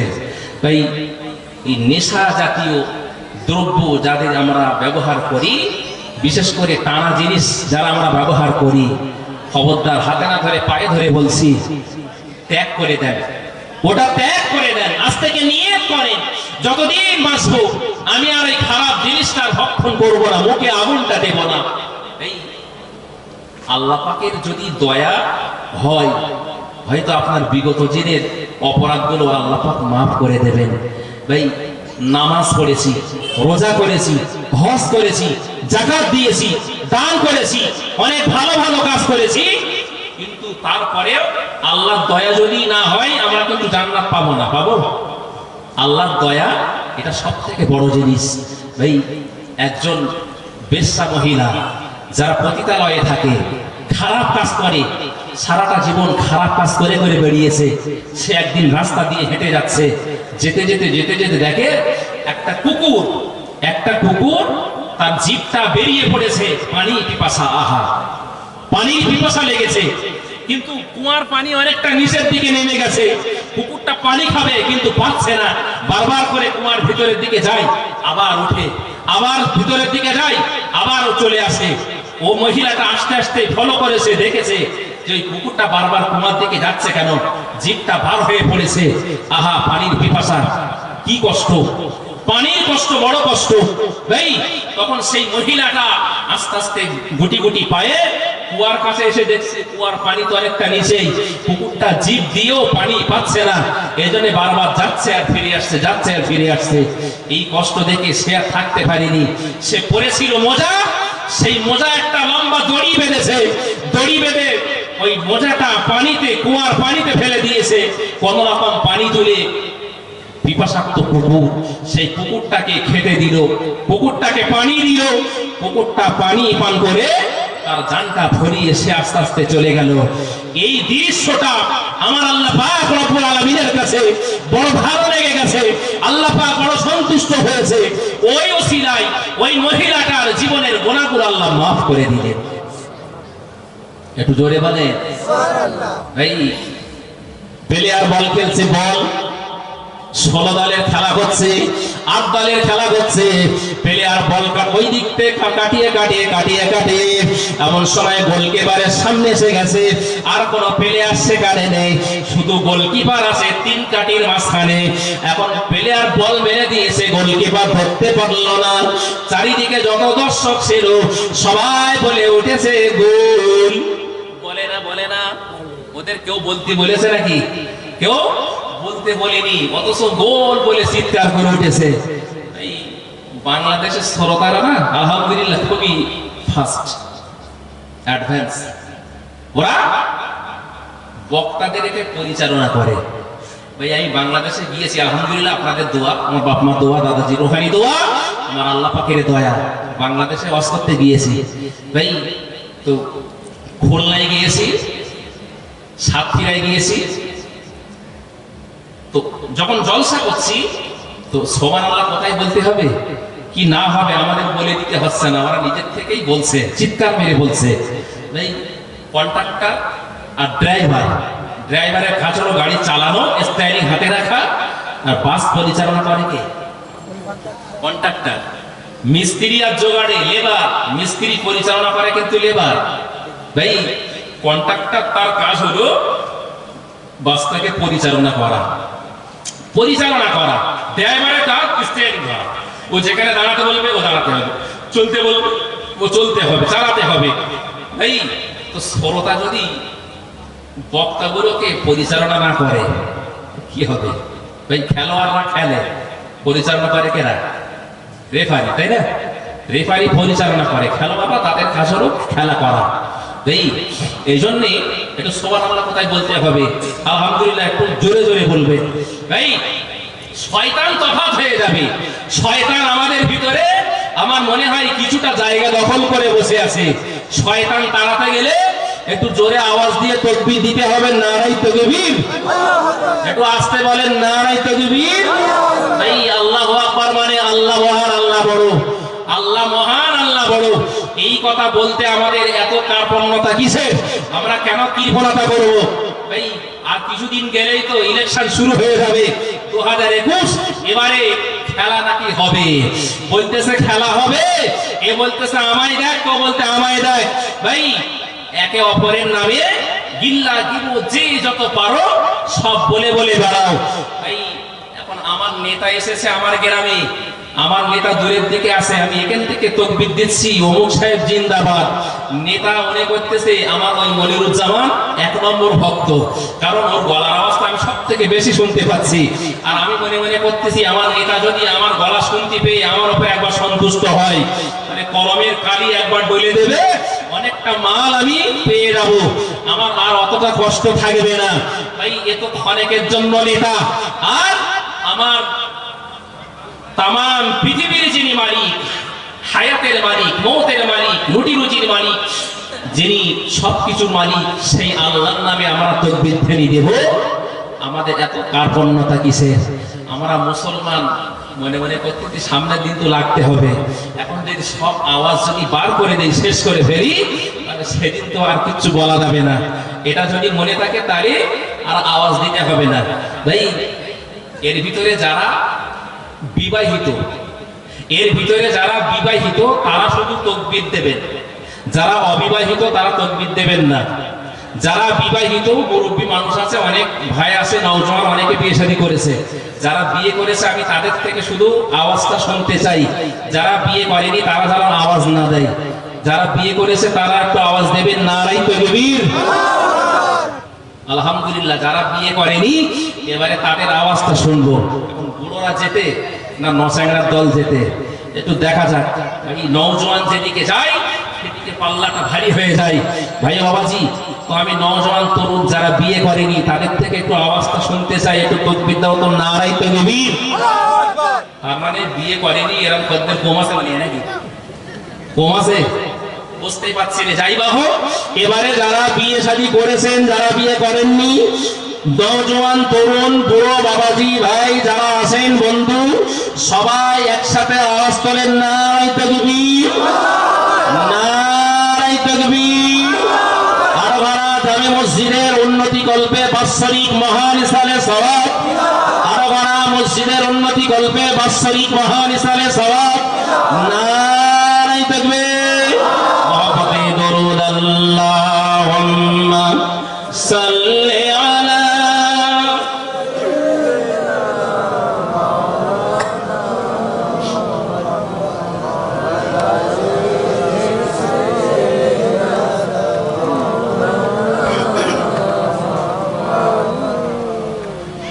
হতাম যদি তোতা পাখি, হতাম যদি তোতা পাখি, থাকতো দুটি ডানা,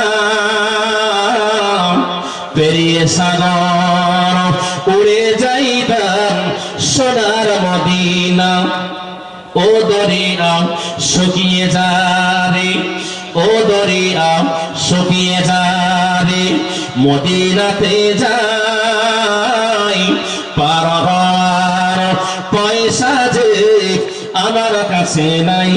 নৌকার মাঝি পার করে দে, নৌকার মাঝি পার করে দে, দেরি করিস না, যাব আমি জিয়ারতে সোনার মদিনা।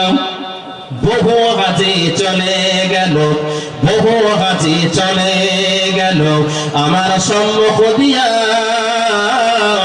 এত টাকা ডাকলাম তাদের চাইল না ফিরিয়া। আমি গরিব বলে আমায় তারা, আমি গরিব বলে আমায় তারা সঙ্গে নিল না। যাব আমি জিয়ারতে সোনার মদিনা। আল্লাহুম্মা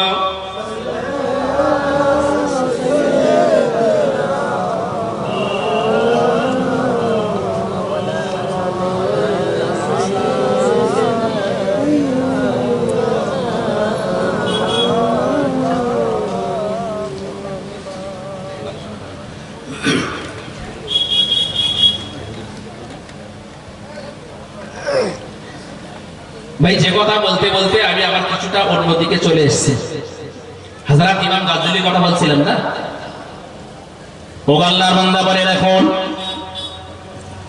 স্থিরভাবে শ্রবণ করতে থাকুন। ও আল্লাহর বান্দা, হযরত ইমাম গাজ্জালী রাহমাতুল্লাহ আলাইহি সুন্দর করে বর্ণনা করলেন, কবরের মানুষ যারা হবে ফেরেশতারা প্রশ্ন করবে, প্রশ্ন পর্ব সব শেষ হওয়ার পরে ফেরেশতা চলে যাবে। কবরের ভিতরে কতদিন থাকতে হবে আল্লাহ পাক কি ভালো জানেন। হযরত ইসরাফিল আলাইহিস সালাম, ইসরাফিল আলাইহিস সালাম যখন সিংহায় ফুৎকার করবে, মানুষ কবর থেকে একা একা করে উঠতে থাকবে। ইসরাফিল আলাইহিস সালাম সিংহায় ফুৎকার করবে। এই সিংহাটা কেমন? একটা সিং, যেমন সিং দেখেছেন তো? আমরা তো গরু ছাগলের সিং টিং দেখেছি, মহিষের সিং দেখেছি। সিংয়ের আকৃতির মতো ওই সিংহা, আর যেখানে মুখটা লাগিয়ে আছে বিরাট আকারের, জমিন আসমান যতটা ততটা জায়গা জুড়ে তার মুখটা, সেখানে মুখ লাগিয়ে হযরত ইসরাফিল আলাইহিস সালাম সব সময় দাঁড়িয়ে আছেন। কখন আল্লাহর হুকুম আসবে সাথে সাথে তিনি ফুঁক দেবেন। আল কারিয়াতু আল কারিয়া, বিরাট শব্দ হবে। ভাই একটা ডিজে বক্সের আওয়াজ যদি আমাদের বুকে কিল মারা মতো লাগে, আর ইসরাফিল আলাইহিস সালাম যখন বাঁশিকে ফুঁক দেবেন তখন সে বাঁশির যে আওয়াজ, একবার ফুঁক দেওয়া হবে, সারা পৃথিবীর মানুষ সব ভীত সন্ত্রস্ত হবে, ভীত সন্ত্রস্ত হয়ে যাবে। আর সবাই সেদিন জীবজন্তু জানোয়ার যা থাকবে সব মৃত্যুমুখে পতিত হবে। কেবলমাত্র 4 জন ফেরেশতা সেই মুহূর্তে জীবিত থাকবে।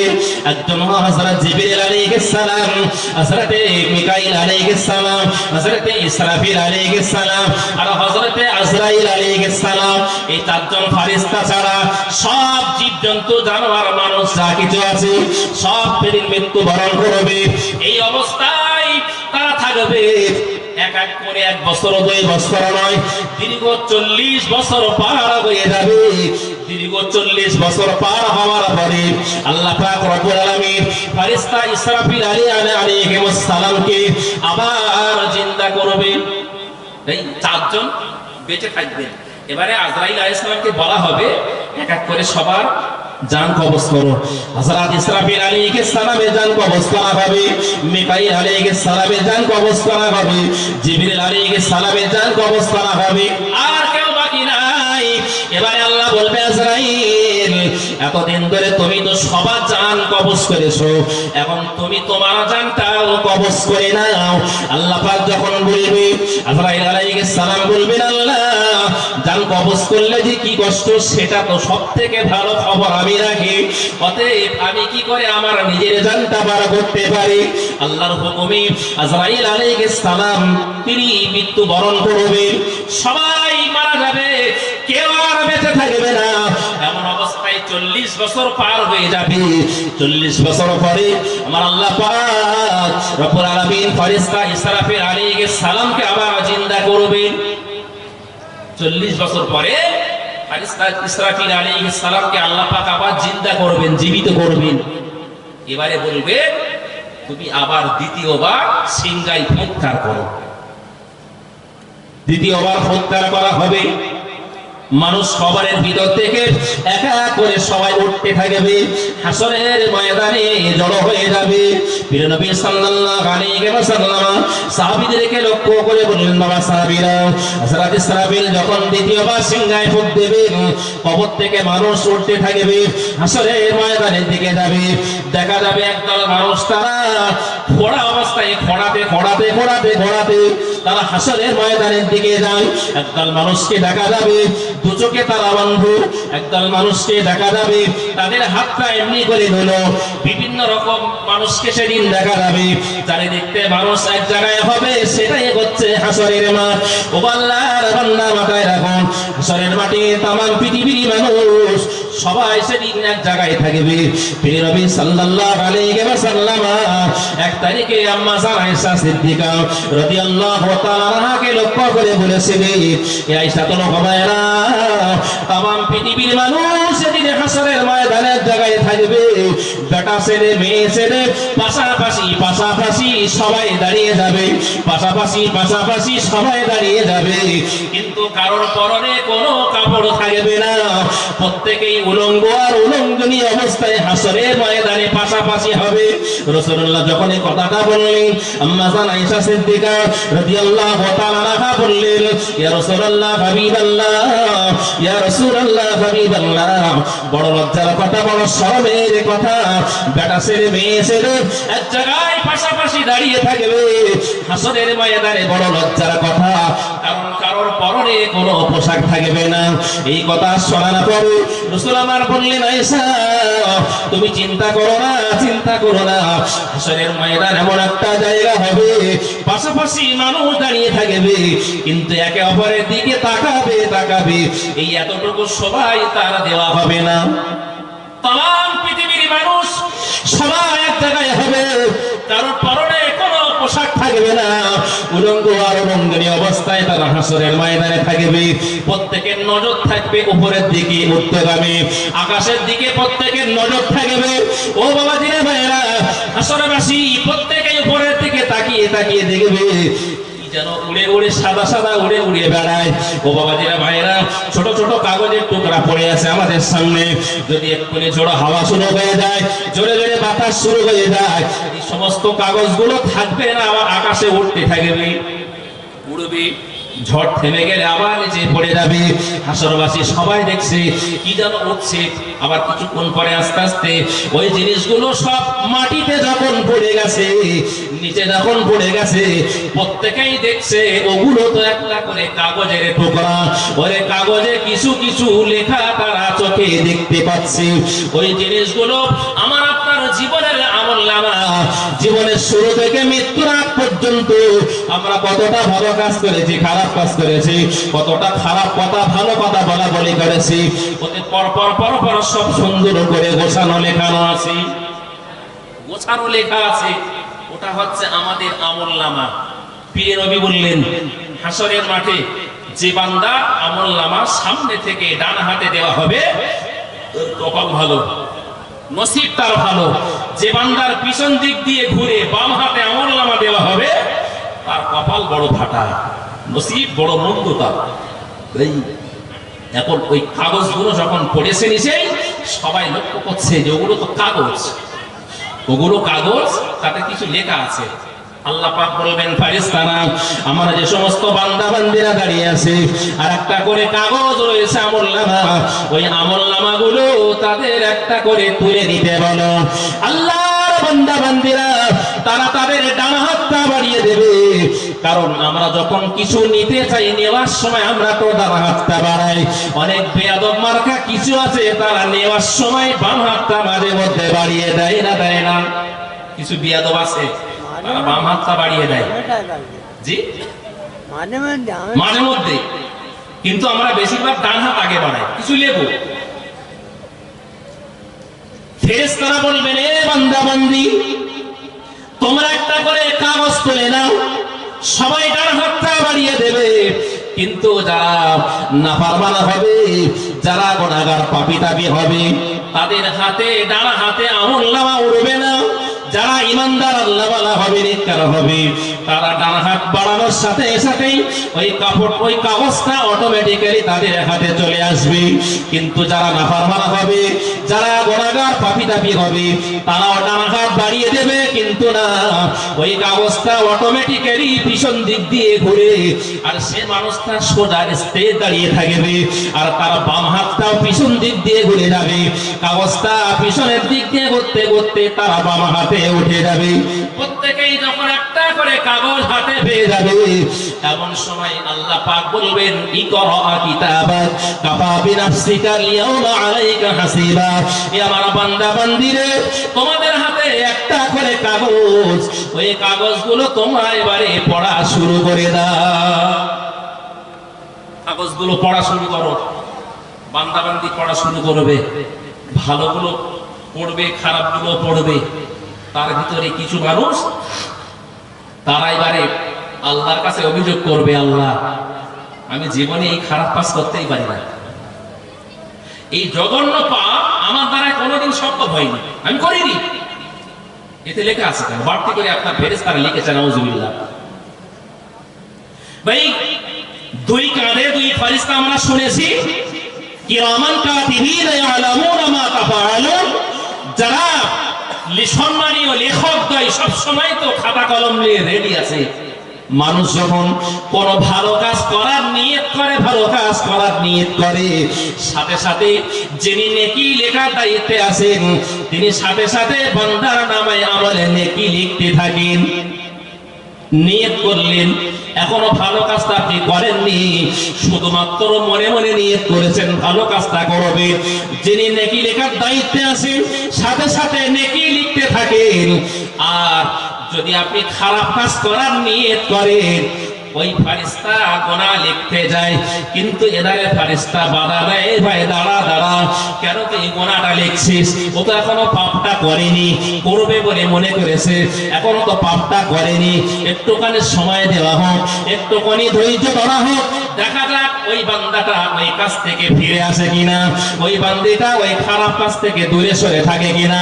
কিন্তু যখন বান্দা বান্দি ওই খারাপ কাজটা করেই ফেলে, তখন যে তার দায়িত্বে, যে ফেরেশতারা দায়িত্বে গোনা লেখা হয়, আমলনামায় পাপ লেখা হয়, তিনি তখন একটা গোনার পরিবর্তে একটা গোনা লেখে, একটা পাপের পরিবর্তে একটাই গোনা লেখে। কিন্তু জানার দায়িত্ব নেকি লেখা, নিয়ত করলেই তো লেখা শুরু হয়ে যায়। আর যখন ভালো কাজটা আমরা করি, একটা ভালো কাজ করলে একের পরে আবার একটা রহমতের শূন্য বসিয়ে 10 করে দেওয়া হয়।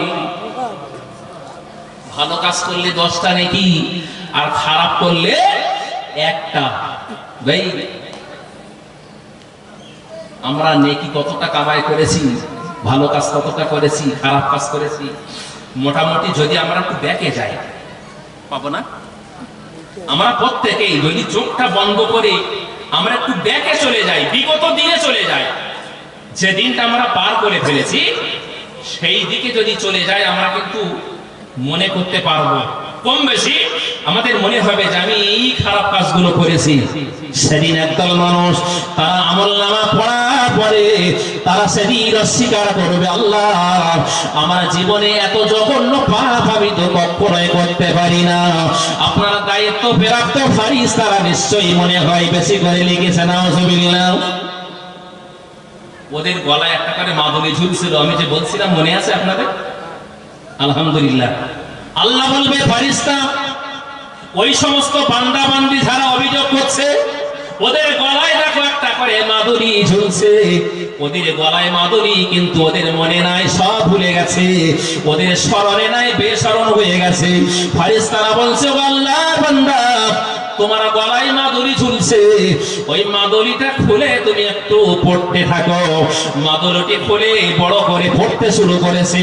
এবারে একবার এটা পড়ে, একবারে এটা পড়ে, একবার এটা পড়ে, একবার আরেকটা পড়ে, পড়া শেষ হয়ে গেছে। এবারে জিজ্ঞাসা করা হচ্ছে, বলো বলো ইতিকে লেখা আছে আর ইতি কি কম বেশি লেখা? বলছে না না, ইতে যেটা লেখা আছে এটাও তো একেবারে হুবহু জেরক্স কপির মতো আছে। বড় বান্দা বলো, ও আল্লাহ বান্দা বলো, তোমার গলায় যেটা ঝুলছিল ওটার লেখকটা কি? তোমার হাতে যেটা আছে ওটা নয় আল্লাহ ফেরেশতারা লিখেছে, কিন্তু ওর গলায় যেটা ঝুলছিল ওর লেখকটা কে? তখন জীবিকা আমার মাথা দিচ্ছি, তো আমি লিখেছিলাম, কি সর্বনাশ। ফেরেশতা বলছে, তুমি যেটা লিখেছিলে আর ফেরেশতারা যেটা লিখেছে দুটোই যদি সমান হয়, হুবহু জেরক্স কপির মতো হয়, তাহলে তুমি মাঝখান থেকে ফারিস্তাদের কেন দোষারোপ করলে? আল্লাহ বলবে, ফারিস্তারা যাও, ওই বান্দা বান্দি যারা অভিযোগ দায়ের করেছে, যারা অস্বীকার করেছে, গলা ধাক্কা দিতে দিতে কঠিন জাহান্নামায় ফেলে দাও। কবরের আযাব বড় সাংঘাতিক, বড় সাংঘাতিক। সেই কবরের আযাব থেকে তো আমাদের বাঁচার কিছু হাতিয়ার তৈরি করতে হবে নাকি? কিছু ঢাল তৈরি করতে হবে, কিছু সামানপত্র নিয়ে সেখানে যেতে হবে। আমরা তো এসেছি মুসাফির হিসাবে। ভাইয়া আমি এসেছি আমার বাড়ি থেকে আপনাদের এখানে, টাইম শেষ হবে আমি আমার বাড়িতে চলে যাব, মাঝখানে কয়েক ঘন্টার ব্যবধান। এই কয়েক ঘন্টা পরে আবার আমাকে চলে যেতে হবে। ভাই বাবাজি, হুজুর এসে গেছে? তাকবীর তো নারায়ে তাকবীর, নারায়ে তাকবীর। জনাব হুজুর কেবলা, জনাব হুজুর কেবলা, নারায়ে তাকবীর। আলহামদুলিল্লাহ, বিচলিত হওয়ার কোনো কারণ নেই। আমাদের আজকের যিনি মধ্যমণি হুজুর কেবলা এসে গেছেন, আলহামদুলিল্লাহ। যথাসময়ে তিনি স্টেজে আসবেন, কিছু আলোচনা বয়ান রাখবেন, আখিরি দোয়া মোনাজাত করবেন। যতটুকু সময় আমার সামনে আছে আমি একটি কথা বলছি, আপনারা অন্য মনস্ক না হয়ে একটু খেয়াল দিক দেন, মনোযোগ দিয়ে শুনতে থাকুন।